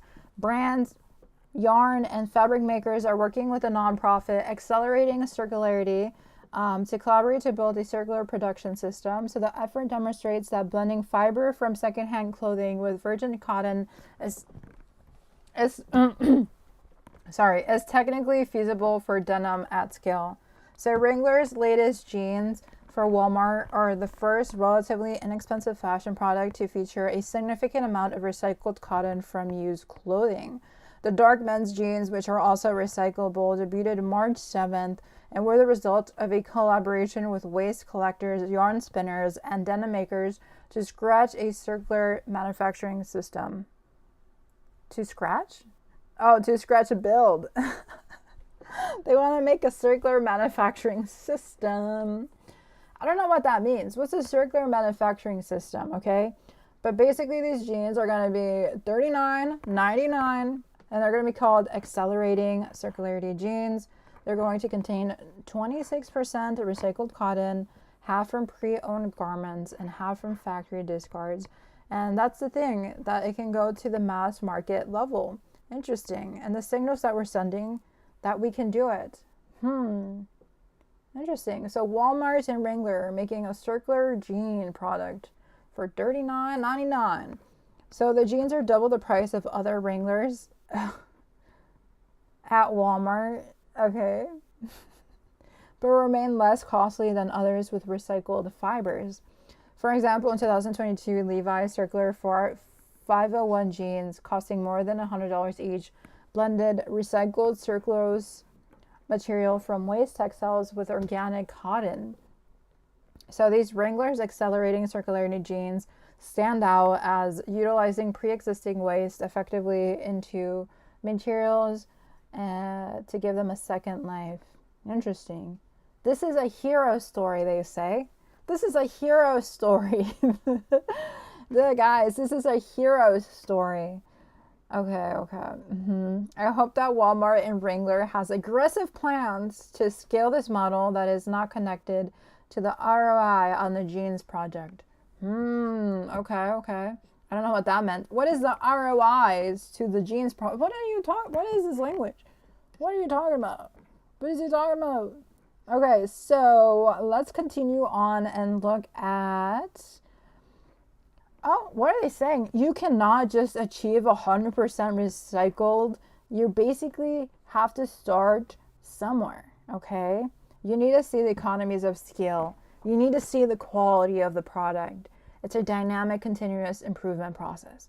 What are you saying, bruh? That you can't make 100% recycled jeans? Not even Walmart and Wrangler can do 100% recycled denim jeans. And that's very telling of where we're at in the circular fashion industry. The leaders of denim, can't even make 100% recycled denim jean. Dang. Sounds like we're screwed in a way, but there's hopes. I mean, improvements can happen slowly and surely. But the thing is that they're saying that they're trying to find circular pathways, that they're trying to reuse things, upcycle things, working with circular principles. Amazing. But it's very telling that they don't know what the heck they're doing if they can't figure out a 100% recycled jean product in 2025. But, you know, Wrangler has history in trying. So their fall 2021 collection had, you know, chemical recycling that used regenerative fiber from Finnish company Infinited fiber. Infinited, can you say that word? Infinited fiber. But yeah, interesting. Very interesting. But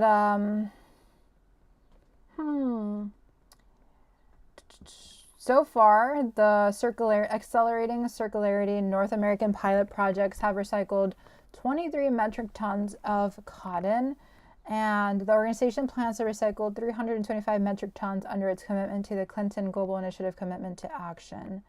Very nice, very cool. But yeah, I do think they need a lot of improvements. They're trying to move forward. They're trying to figure out how to think about circular fashion in midst of profit-driven goals. So hopeful but cautious. Hopeful but cautious. So to move on, I did see how there is a news site in Europe that is basically explaining that the average European buys 42 pieces every single year.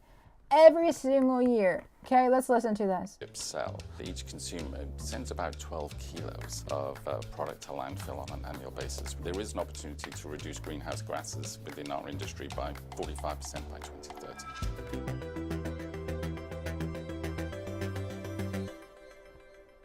Welcome to The Big Question, the series from Euronews where we speak to some of the most influential people in the world of business. And today I'm joined in the studio by Colin Brown, the CEO of Cascale, the global non-profit alliance trying to make the clothing industry better for the planet. Colin, thank you very much for joining us. Great to be here, thank you. First of all, just for our audience as well, can you just set the context for what Cascale does? Cascale is a global non-profit alliance that works across the entire consumer goods value chain, looking to unite manufacturers, brands and retailers in our efforts to reduce climate change and increase social justice. Okay, and what percentage of the market does that represent? We have probably about 50% of the market overall. We work primarily in sports and fashion, but increasingly we're expanding into other parts of the industry as well, sporting goods, luggage, other parts of the industry. The alliance includes manufacturers, brands and retailers and affiliates. So we have a very broad mix of membership.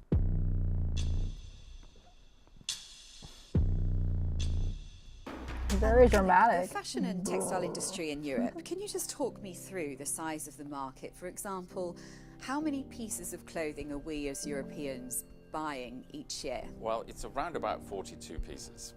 We estimate it's about 42 pieces of apparel is bought by each consumer on an annual basis. The bigger concern is the amount that actually goes to landfill. We believe that each consumer sends about 12 kilos of product to landfill on an annual basis, which is significant. We estimate there are around about 170,000 textile companies in Europe and around about 1.7 million people involved in the manufacture of textile. And in terms of impact this is having on the planet? Well, we have some figures, and we believe our industry is responsible for about 1 gigaton of CO2 emissions on an annual basis, which is somewhere between 3 and 9%, I think, is the figure that is often quoted. And how far are we from building a sustainable solution? I think we're a way off, unfortunately. I spent much of my career in supply chains, and we've always thought of supply chains as kind of plan, source, make, ship, sell, which is very a linear kind of process. But if you think of building a circular supply chain, it's going to have to be plan, source, make, ship, sell, return, bring it back into the supply chain. That last quarter, we've yet to really stand up. There's legislation in place and being put in place which will certainly help do that. But the industry and society itself needs to figure out how do we join that last part of the equation. Until we figure that out, it's going to be incredibly difficult for us to build a truly sustainable circular industry. I think one of the things we have to be careful of is that we suggest that everything has to be more expensive. I'm a big believer that if people can make money out of it, it'll be done a lot quicker. So working through how can we make sure that anything we do from a sustainability point of view allows us to still be competitive as an industry is really important. And not all those solutions have to cost more money. And Colin, what about, of course we have fashion influencers on Instagram and TikTok. That hunger for fashion doesn't look like it's slowing down. What's your view on fast fashion influencers? The consumers will often dictate what the market it needs to produce. And I think part of the role of organizations and brands themselves is to communicate the issues that this model perpetrates. And so I think we encourage brands to be responsible in the way they think about that. Industry decarbonization roadmap is a big one that we're leading at the moment to try and bring manufacturers together and brands and affiliates to kind of work on this issue. So we know that it has to be solved, but it's not necessarily only going to be reliant on the consumer. And who are the culprits for perpetuating, the fast fashion? I'm not sure if there's any culprits. I think it's just the way the world and the industry has developed with social media and other things has required that there is an always-on kind of culture that we have out there, that you always want what the next person has. And one of the challenges we have as an industry is because supply chain lead times are so incredibly long, it means the industry has to work much further ahead. I think as we move towards a more circular, sustainable supply chain, ultimately we will unpick that, and I think we'll get to a more fast-moving kind of model. But the question is, if we're fast-moving, does that mean people buy more often? And so it's a question. So it's a bit of a dichotomy that we're going to have to unpick. Do you think there are any other huge issues with the industry right now? Having the industry work together to address climate change is where we feel that there's a huge opportunity. And we feel that if we can bring the industry together, there is an opportunity to reduce greenhouse gases within our industry by 45% by 2020. The question is, do they want to work together? I feel like fashion brands do know the problem, are aware of it, are the causers of it, but are they taking the responsibility up? No. I feel like the ones making the waste need to accept that they're making the waste and be more sustainable and create solutions to do things better to prevent the waste to even happen anymore. We need them to accept that they're responsible and accountable to these horrible actions upon the planet and to the people that they hire, even if it's subcontracted. So that gap is just reinforcing brands to actually give a heck about the damaging effects that they're having on the world. And the governments need to force them to do that. There's no other way. So I don't think, can willingly think, oh, they're going to take voluntary action, like voluntarily they're going to cover that gap. No, we need to force them. At this point, we need to force them. Because everything has proven that brands will continue to pass on their responsibility, the fault, the cost of doing things right or addressing the issues in the industry onto the consumer. Proven again and again and again. And if the consumer doesn't feel the effects, it's the garment workers and everyone exploited in the supply chain. If anyone is at fault for that gap, it's the brand. They need to address it, but they're not going to, so we have to force them. 2030. We can do it. We know how that needs to be done. Now, 70% of the emissions from our industry comes from the manufacturing of goods, but we can't abdicate responsibility to addressing that just to the manufacturers. We need to work across the industry to work through how do we actually unlock that. Remember, many of the brands, retailers work with the same manufacturers. And so if they each talk to the manufacturers individually, the manufacturers cannot be successful because they're being pulled in so many different directions. One of the pieces of work that we've done recently is looking at where the emissions come from at an industry level. And approximately 80% of the emissions come from around about 10% of the facilities. And we know if we actually really target that and really address that, then we can drive meaningful change. And Colin, can we talk about... I wonder from that 10% of factories, I wonder who are the brands that are contracting out of those factories. Those are the brands that we have to target. Those are the ones that we have to make work together to reduce down the emissions. But the question is, let's say they do agree, but what does that really mean? Does it mean stopping the production of those factories? Stopping the production of their clothing? What does it really entail in a big picture for them to work together as brands to avoid all these emissions in the long run?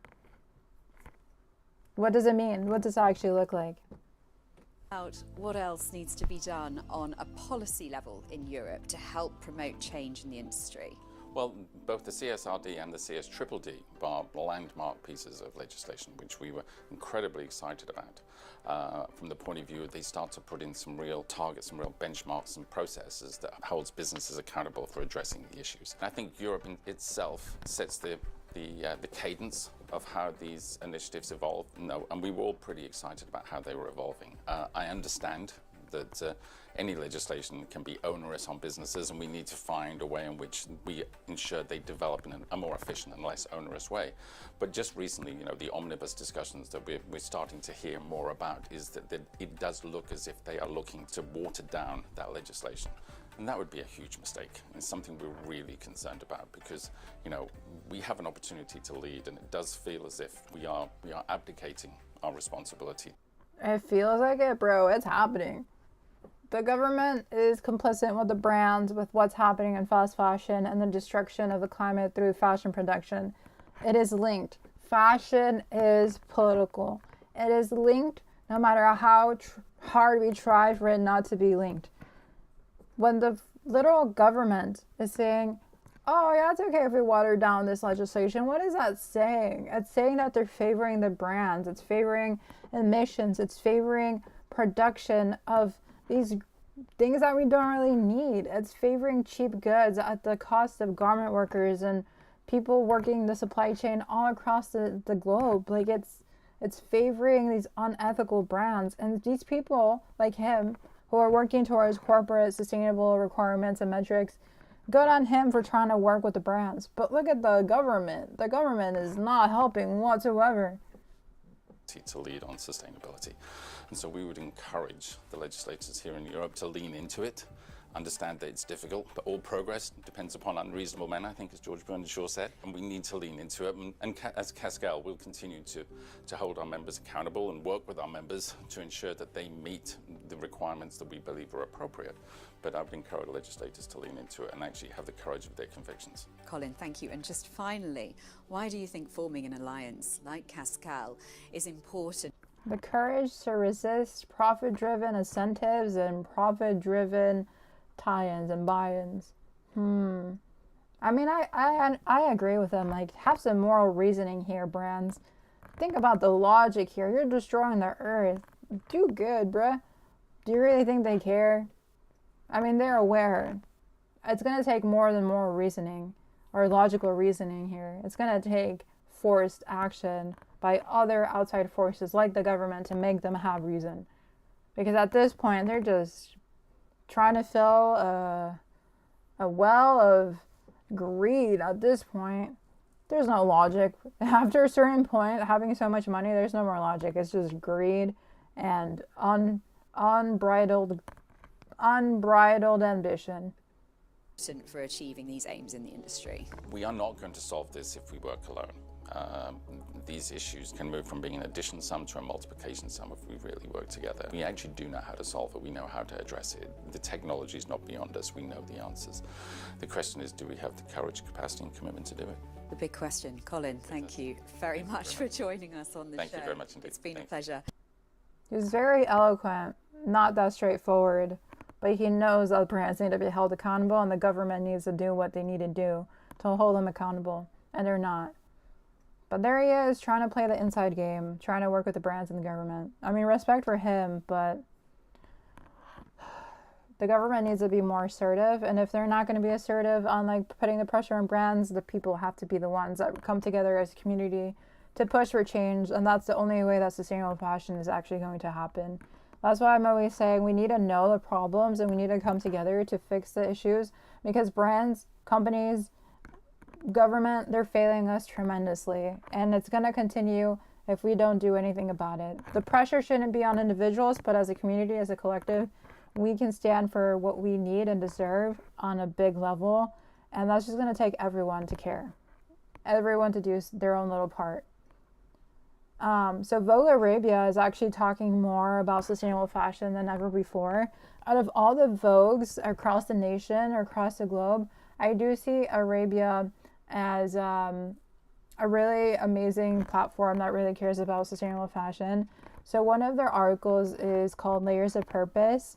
So Yasmin Manzoor on Crafting Couture with Meaning is an article that kind of covers this designer and her journey on storytelling through fashion and why sustainability will always be at the heart of her brand.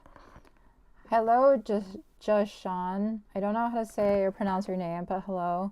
The Fashion News Catch-Up. Australian buys 63 pieces a year. Does Australia also buy 63 pieces a year? Fashion News Catch Up? Is that like the place where they talk about it? But yeah, I would assume that Europeans buy more than like 40 items a year. That seemed pretty low, but maybe Europeans buy less than Americans. I, as an American, assume that people were just buying more. I hope people are just buying 40 items or less than that, but yeah, it just seems surprising. I thought people were buying more and more and more. So, good and bad news right there. But this designer specifically was saying how she's trying to reconceptualize creations. So she's fusing avant-garde artistry with ethical manufacture, which I love. You would assume that luxury fashion is made ethically and has craftsmanship, but I've been learning more and more that that's not the case. Deshaun says no, they're all buying cheap stuff. They're all buying fast fashion. Yeah, I mean, I would love to have like a national report in every single country of how much each person is buying. I'm sure that Americans are buying well over 40 items, probably around 100 every year or more, 100 pieces or more. But yeah, I think most people are buying fast fashion for sure. It's actually really concerning. Yeah, oh my gosh. I'm scared. Especially with the Goodwill bins. I don't know if you're familiar with that, but the Goodwill bins like charges per pound. And I've been seeing people fill up their car and it's well over 50 items. So overconsumption, here we come, I guess, but it's not exciting to see. I think maybe people are buying over 500 pieces because of the Goodwill bins. It's kind of scary, but I hope that they don't continue to buy that much. That's the goal. That's the goal. But going back to this designer, she was saying that she has gotten inspiration and recognition because she creates designs that tell a story of resilience, craftsmanship, and femininity, which I love to see. I think we need fashion to have more stories, more beauty, more craftsmanship than ever before, than just like buying all this cheap fast fashion where we don't really like love it and we just end up donating it or throwing it away. It's just really crazy how much we just buy and then don't really care about it or know its story in general, or there's like no story whatsoever from anyone. Like, not only is the consumer not giving the story of it, but the brand is not even giving any context of like what it's supposed to mean or like its history. It's just a blank item for you to look a certain way. So I love when designers actually really care, who put their talent to create like art basically, where they put in local creativity, they're saying, and then have it foster a sense of community and inspire designers to push boundaries. So I love to see this. I love to see it. I do think luxury fashion is a bit exclusionary for like the average person, but when a talented designer actually cares about what they're doing, it's really inspiring to see. So hopefully more designers follow her footsteps, put their local creativity, craftsmanship, talent to the test, and create like really cool collections. But it is very expensive sometimes to buy luxury fashion. But shout out to Vogue Arabia for actually caring about sustainable fashion. I've been seeing so many articles about sustainable fashion through them.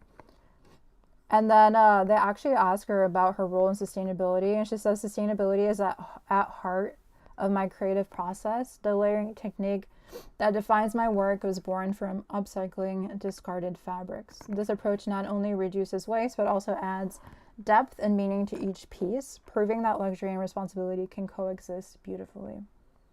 Nice. Beautiful. Oh, that's unique. What is that? It looks like a weird plastic material.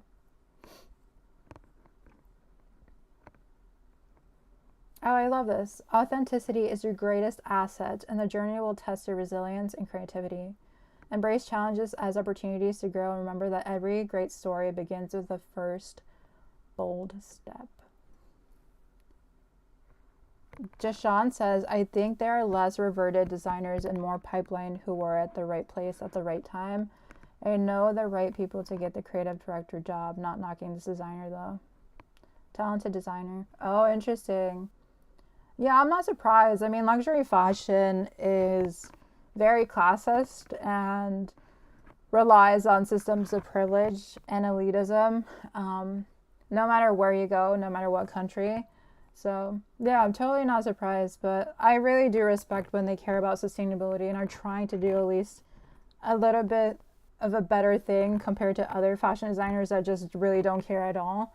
So we have to take the wins, even if they're small, and even if they got into the right place because of the right people, because of the right time. So, but yeah, hopefully we can equalize the fashion industry a bit more, give more people more opportunities without having to go off of like the privilege that's been so apparent in the industry for so many years. But yeah. Like, no way for all. So many people say that they're designers, but then they like contract other people to do the actual like making of the clothing. It kind of reminds me of like YouTubers who are like, buy my merch, or I did this, or I did that, but like they're not even making anything themselves. But yeah, anyone can say that they're a designer and then like subcontract the work out to anyone else to make it. So very interesting to see. Oh my gosh. But another interesting thing that I've been seeing is that college students are increasingly adopting sustainable fashion. I think these college students will be the next leaders in the industry, and hopefully they continue on to reshape the industry as we need it to be. You know, we need less classism, less elitism, less profit-driven goals. And so at the Arizona State University, they have a fashion program that is preparing students to lead a more sustainable future. And basically they're doing this by their classes. There's like specific classes and courses dedicated to teaching students about environmental impact of the fashion industry, the issues of sustainability, and they're like trying to incorporate that in a lot of different ways in their major. And then, Jeshan says, I gotta argue my friends who think they know fashion just from watching Insta. And that? Interesting. Yeah, everyone can say that they're a fashion expert. There's like so many fashion police and like fashion critics. Yeah, I do think fashion can lean into the dramatic aspect of our life, of society. Like we can just hate on people for looking a bit different or looking a certain way. But yeah, as long as you're not being mean, I feel like it's okay to care about fashion, you know? Like, don't hate on people for looking different or looking a certain way that you don't really agree on. It's just, we're just all trying to be people. Okay, so this video apparently seems to talk about the sustainable aspects of Arizona State University. So let's see what they say. Fashion is a multi-trillion-dollar global industry with a multitude of career opportunities. At ASU FITM, we are preparing the next generation of fashion leaders. In Phoenix and Los Angeles. With degree programs in fashion design, merchandising, product development, technical design, styling, and more, led by our world-renowned faculty at industry-leading facilities in incredible locations, ASU FITM is dedicated to making a top-tier fashion education open and accessible to all.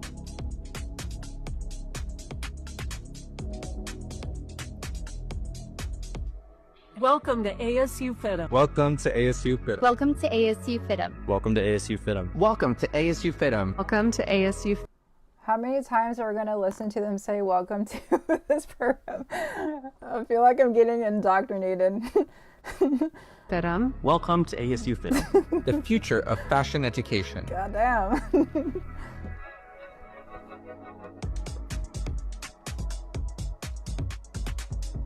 Deshaun says, I think the Academy of Fashion courses are too packed. teaching kids 20 different things in very little time, which leads to not polishing skills and having attitudes of doing stuff quickly. No, is this like fast fashion but packed as sustainability? Why? I studied fashion merchandising and the courses were so jam-packed. We had deadlines for every single assignment and I could barely find time to like even read the articles or like process what I was learning. So I feel like a lot of college programs do that in general, and most of them are inherently just tied to the fast fashion industry. Like it's hard to not be in that fast-paced mentality if you've been trained in it, learned it that way your whole life. So I do think professors need to get out of their own lived experience sometimes and being like, okay, how do we embrace intention and like slow learning, basically, or intentional learning to like really sit with the fabric, sit with the craft. Oh, you actually saw it firsthand. So Jashan says, I saw that firsthand and thought the kids were not polished and were very rushed, so I didn't do that course. Oh my gosh, no, I'm so sorry that happened. You were in the fashion courses. So many teachers wouldn't work as a teacher if they could make it in the fashion industry. What? So if they were in the fashion industry, they couldn't teach? Oh gosh. That's very interesting. I was trying to do it for my life, so I ain't got no rush. You get me? Yeah, it's kind of hard to be in the fashion industry as a fast fashion designer because you constantly have to be outputting so much designs and so much work all the time. I really do feel for the fashion designers in the current industry. They're just pushing out things for people to consume at a massive level. Can you imagine being a Shein fashion designer? Oh my gosh, that would be traumatizing. I would not wish that on anyone. Ugh. But it seems like from the article, people that do graduate from the program are doing like a final capstone collection. One girl, Riley, did a Reclaimed Rebellion collection to basically showcase her desire to challenge wasteful practices of producing garments and looks and to recycle materials. Interesting. I mean, this is in a way innovative, sadly enough, because a lot of fashion programs in schools don't take the time to even try to talk about sustainable fashion. When I was in my courses, I was always asking, so how are we going to address the emissions or the exploitation? Because I had been studying it on my own, and the professors had no idea how to answer. They were just like ignoring me most of the time after I asked a question. They were like, let's investigate that later, or let's look into that later. And I was like, oh, interesting. Okay, so you're just gonna ignore me, huh? So I do think professors and industry, quote unquote, experts in the fast fashion world really need to start really thinking about how to address all these issues. But I think most people, once they're in a leadership role, become complacent because they want to keep their job, they want to keep their position of expertise, even if it makes them complicit to all this climate crisis and exploitation. So I feel bad for industry leaders. They gotta be complicit sometimes to keep making their check, but everyone has a choice at the end of the day of what they want to do with their life, and if they continue supporting this industry, it also is very telling where they stand morally. So, but yeah, it's kind of hard to find sustainable jobs that actually like slow down and are actually good for you and for the people and for the planet. But as these things emerge, like these programs, that's the hope, right? That more intention, more purpose, more craftsmanship, more better collections come out of this, more change happens, there's more equity, fairness. That's where I come from. Like, I hope those values come into the industry and shape things for the better versus our current fast fashion industry. Jashan says, my college did have a heavy emphasis on sustainability. Okay, that's cool. That's really cool. And I just finished basic training last semester.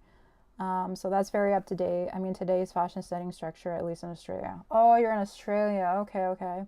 TAFE. That's a college. Very interesting. Well, I'm glad that there's at least conversations and a focus on sustainability.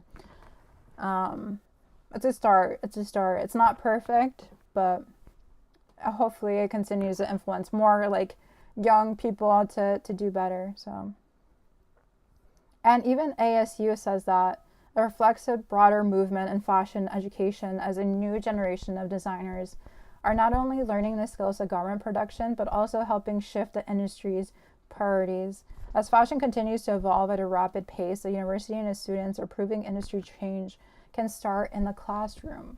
Interesting. I also know that Parsons has been super heavy on weaving sustainability with fashion. So I'm hopeful that more, fashion colleges take example from these initiatives. So, yeah. Talking about stuff like Patagonia repair programs, sustainable leather brands like Stella McCartney pushing sustainable fashion forward. Oh, interesting. Yeah, I'm a bit hesitant about supporting Patagonia because they say a lot of stuff and they produce more than what they're repairing. But it's like I said, it's a good start. It's a good start. So shout out to TAF. There you go, TAF. Okay, so I recently saw that Under Armour teamed up with a brand called Unless to make a sustainable collection. So this is an article by Apparel Resources, and they debuted their collection in Milan. I don't really trust Under Armour and their interest for sustainable fashion, to be honest, because I think this is just another way to make overconsumption happen. We don't need to consume more stuff. We don't need more collections. But it's just becoming a trend for major brands to make these quote unquote collections, and it just pushes out more things to buy at the end of the day. And it came out in the Milan Design Week. I have never heard of the Milan Design Week. What is the Milan Design Week? What the heck? There's so many fashion weeks. I don't even know what I'm looking at half the time. But Unless, the brand that they're working with, is the world's first all-plant, zero-plastic, regenerative fashion business. Ooh, very fancy. Very fancy. So they're making a regenerative sportswear line. Ooh, okay. I wonder if they can just collect back their past collections and resell it. I think that would be more sustainable. It wouldn't be so exciting, but it'd be more sustainable. But yeah, apparently the collection is going to be all plant-based and designed to decompose and return to the land when their useful lives are over. Useful lives are over. Gosh, they're dying over here. They've humanized the clothing. Now they're gonna die. They're gonna have a whole cemetery. It's kind of sad to think about. So you can tell that they're still thinking linearly. They're like, yeah, this is gonna end up in the landfill. It's gonna go back in the earth. What do you mean it's gonna go die? So they're apparently taking out the dangerous synthetics, and they're having an angle of return to nature. Okay, not return to other people, but return to nature. And this way they're reimagining the lifestyle, the life cycle of athletic clothing. So it's going to be from $30 to $160. It's going to have hoodies, t-shirts, and shorts in men's, women's, and unisex style. I don't think we need this. Nothing needs to return back to nature in terms of clothing. We can just use what we have. Oh my gosh. Yeah, I'm not excited about this whatsoever. Dang. Jashan says, my head fashion teacher was really involved in production in Australia in the 80s, so it's all tied in pretty bad. Oh gosh. Not a fast fashion leader teaching. Gosh. They should state their morals and their philosophy when they're teaching. Within the first week of the course, they should be like, I stand for this. These are all my experiences. I helped destroy the earth because I created fast fashion within my career. They should explicitly state that within the beginning of the course. So you know what their biases are and what they're actually leaning into when they teach the courses. Be honest here. What's your philosophy in life? You've been complicit in our destruction. Oh, very fun, very fun, very fun. I'm kidding. I'm very sarcastic. Gosh, okay. But I love touching on like good news, good positive solutions. And there's always a lot of people doing a lot of things. And so one of the exciting things I've been seeing is more like eco fashion shows. And in Stratford, I think that's in Europe, I think, they're having a Trashion week. So basically making clothing out of trash. And it's going to happen with the help of 20 designers and artists. So yeah, it's very interesting. There's always so much happening all across the world. Let's see. It's going to be a vintage and pre-loved show. And it's going to feature 2 professional eco-fashion designers, Claire Upcycled and Bobby Raffine. I like his last name, Raffine. Very fancy. Dang, okay. So it's a vibrant celebration of eco-fashion. Nice. Encourages creativity and encourages our community to think critically about sustainability and the impact of fast fashion. Nice. Nice. I love that. I want to go. I don't know where it's based. Stratford. I will look them up on YouTube. See what they got on here. Trashion week. Trashion week. What is it? 2024 last year's? Maybe they did one last year. Stratford. Stratford. Oh, yes. 5 years ago. Let's say. Exciting. Oh, I'm gonna get copyright striked. Why is the song so sad?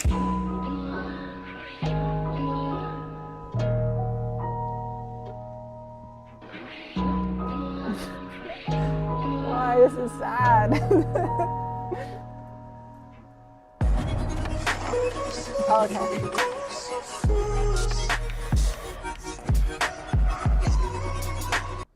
Oh, I'm gonna turn off the music because I'm gonna get copyright striked. Oh, pretty. Okay. There's a lot of colors. Oh, okay, okay. There, they had a good editor. I like this. Wow, 2017? They've been at it. How do they only have 3 subscribers? This is unfair. What happened? They should make more videos. No.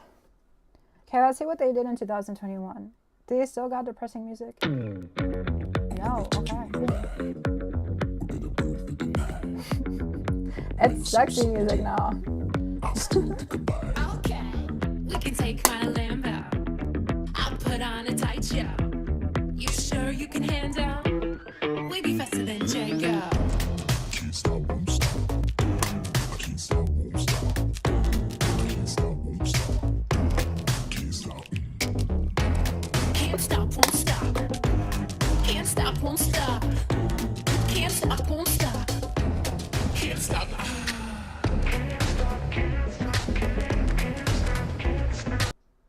Oh my gosh, I'm gonna get copyright striked. Can't stop, won't stop, can't stop, won't stop. Wow, it looks so much fun. I want to go. Stratford. Who's the editor, man? I need to edit like this. Dang, okay, okay.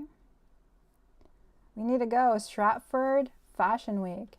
Wait, let's go stalk them. Wait, no, I don't like how they call themselves Fashion Week, though. No, we don't need more Fashion Weeks. Oh, they don't exist anymore. I guess they took down their website. Okay, that's good. Or not good. I like their Trashion concept. I think it's needed, especially with all the overconsumption and like waste that we have in the industry. So good on them. Good on them.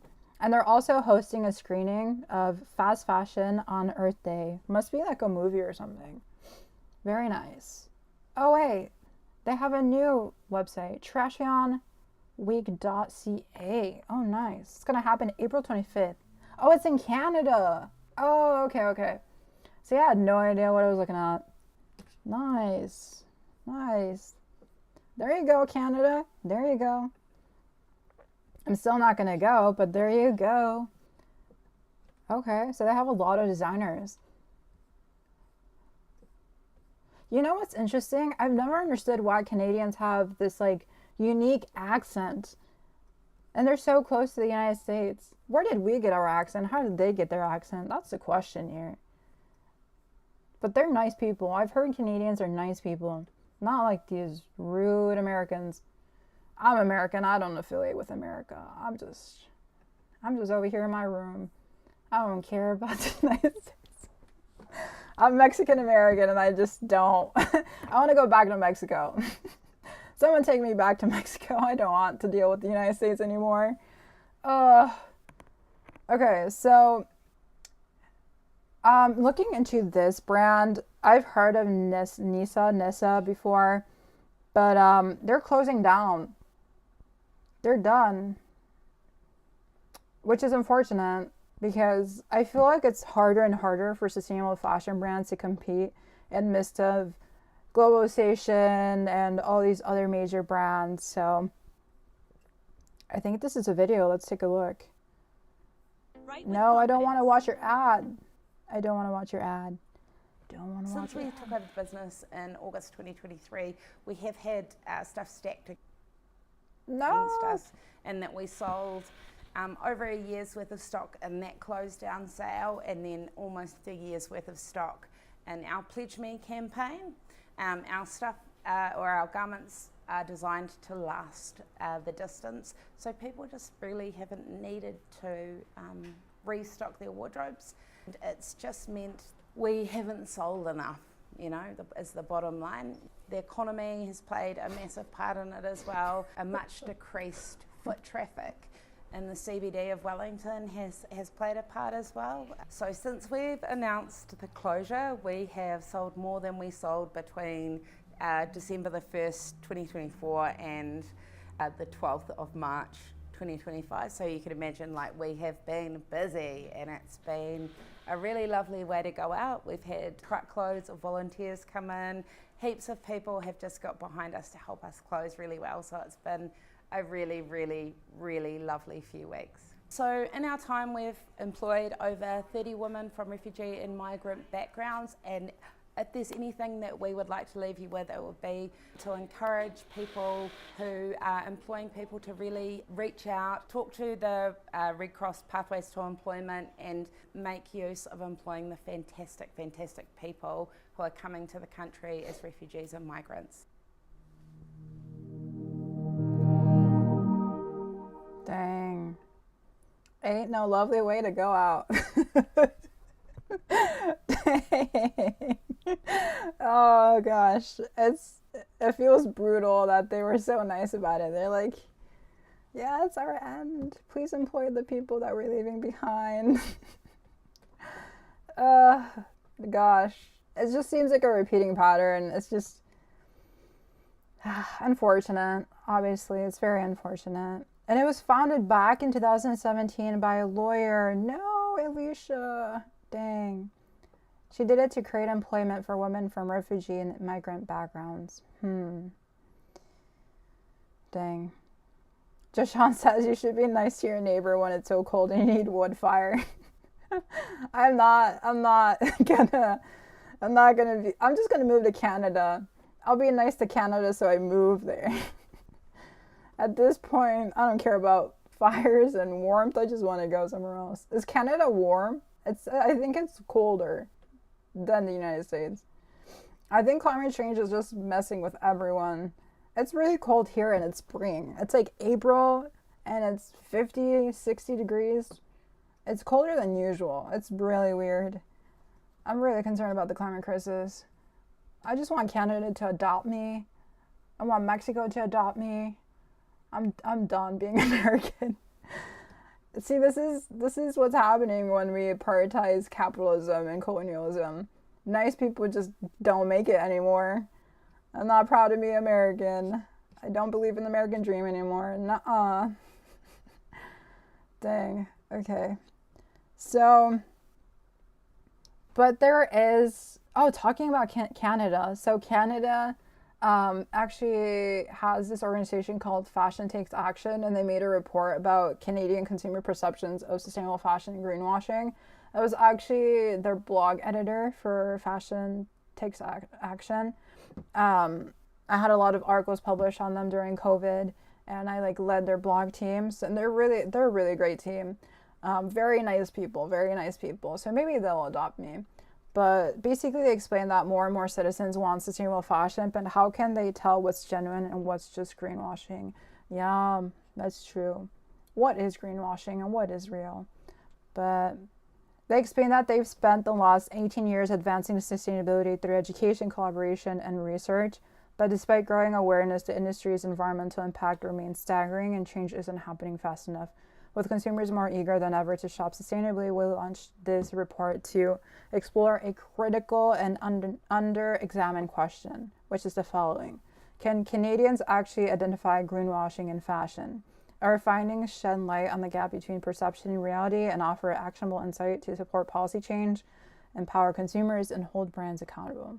So the report is basically deep diving on awareness and understanding of greenwashing, trust and sustainability claims, and who consumers believe, behavioral responses to greenwashing, reputational risks for brands, and then current and emerging legislation in Canada and abroad. See, it just proves my point. Okay, so I have to put my information to download the greenwashing report. I will download it later, or I'll cover it in the next stream. I usually end live stream around this time. But if you're interested in this report, I can put the link. Oh, it's glitching. It's glitching. But here's the link if you guys want to access it. It's worth our time. I'm glitching. Oh no.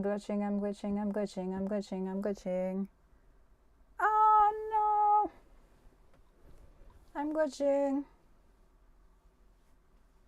It's glitching. Dang. No, I'm glitching out. Okay, I think I'm gonna be back around this time. Dang. As soon as I said I didn't want to be American, as soon as I said I didn't want to be American, I started glitching out.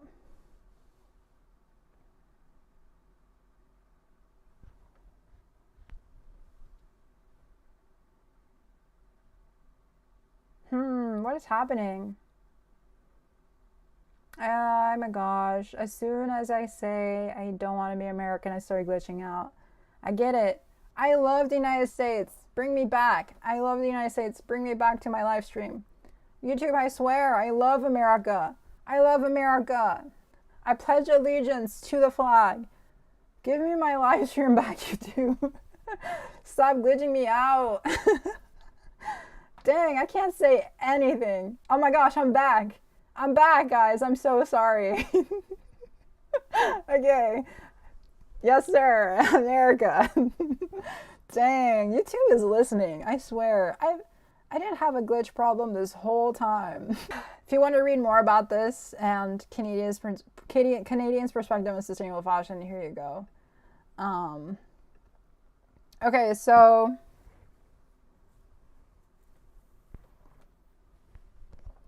dang, I'm glitching out again. I love the United States. I love the USA. USA. USA. USA. Pledge allegiance. Bring me back. Oh my gosh. Okay, I'm gonna end the stream soon in like 5 minutes, but I do want to cover two last things. So basically, there is actually an initiative in Dallas who are teaching free sewing classes. Isn't that exciting? So basically, gosh, I'm talking about America. Dallas, Texas, America. Bring me back, YouTube. Stop glitching me out. YouTube, stop it.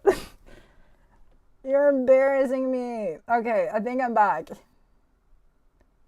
Okay, so basically down for local, Texas, America, okay?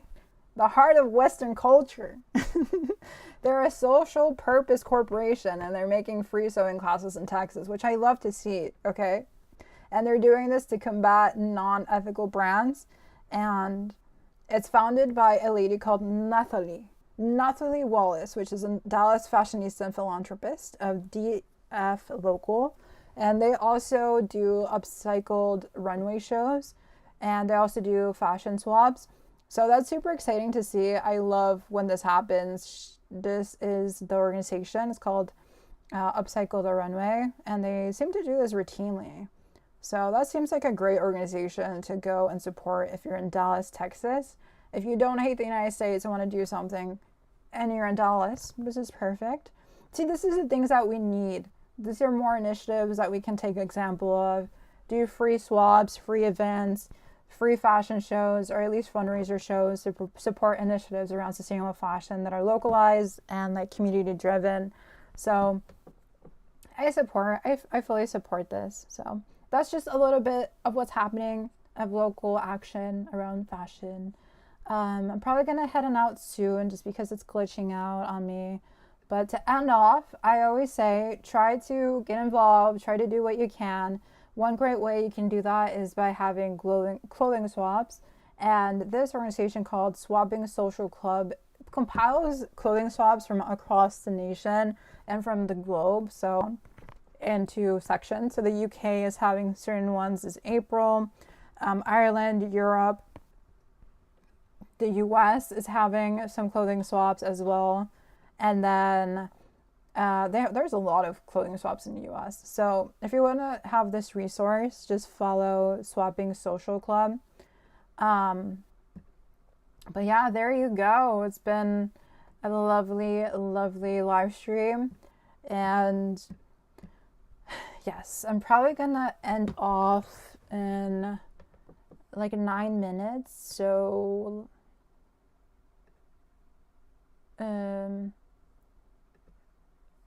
I'm gonna watch a fashion show in tradition with what we always do. I always end off with a fashion show. So let's watch. Oh my gosh, there's a live stream of Coachella. Oh, I'm definitely gonna get copyright. But we're gonna end off in true live stream fashion by watching a Vivienne Westwood vintage show, like an old show. Let's do 1994 because last time we did 1993. But I'm not going to play the music because we're going to get copyright striked. We're not going to play the music. Sorry. Oh no. Okay, inappropriate? Yeah, we don't want that one. Which one shall we do? 1995. Let's do that one. Vivienne Westwood. Vivienne Westwood. Okay. Is this one appropriate? Oh gosh, not again. What is this fashion shows? Why are they inappropriate? Dang. Let me do like a background music so it's not so boring. Non-copyrighted music. I don't know why YouTube had to be so greedy with their music. We're just trying to like have a good vibe. It's so boring without music. Dang. Okay, let's do this one.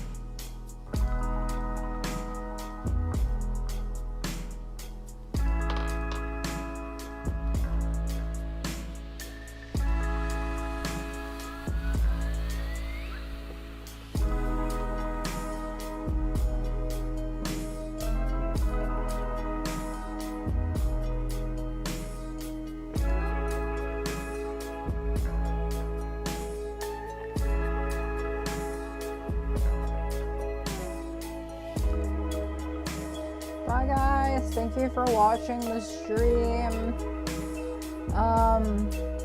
Let me reduce down let me reduce the music down. Warm water on the belly. Okay. Alright, thank you for the lovely stream. Hopefully you enjoyed a bit of the Vivienne Westwood fashion show from 1995. She actually had her birthday like last Tuesday. So hopefully you enjoyed the stream. I will see you next Tuesday at 4 p.m. Central Time. I always stream Tuesday and Fridays, 4 to like 6:30ish, sometimes later, around 7. And I'm trying to figure out how to get a PS2. They're pretty cheap. And I want to start playing some games, some cozy fashion games. I'm probably gonna like do that maybe in a month or so, or in 2 months. That's the goal. I'm still trying to figure out if I want to like do multi-streaming on Twitch and on YouTube. Possibly have these on TikTok as well. So like 3 places all doing the same thing, like broadcasting the live stream in 3 places. So trying to figure that out, but I will definitely be here on YouTube from 4 to 6:30ish Central Time, Chicago time. Until the next time, peace and love. Ellie, bye. Bye. See you later.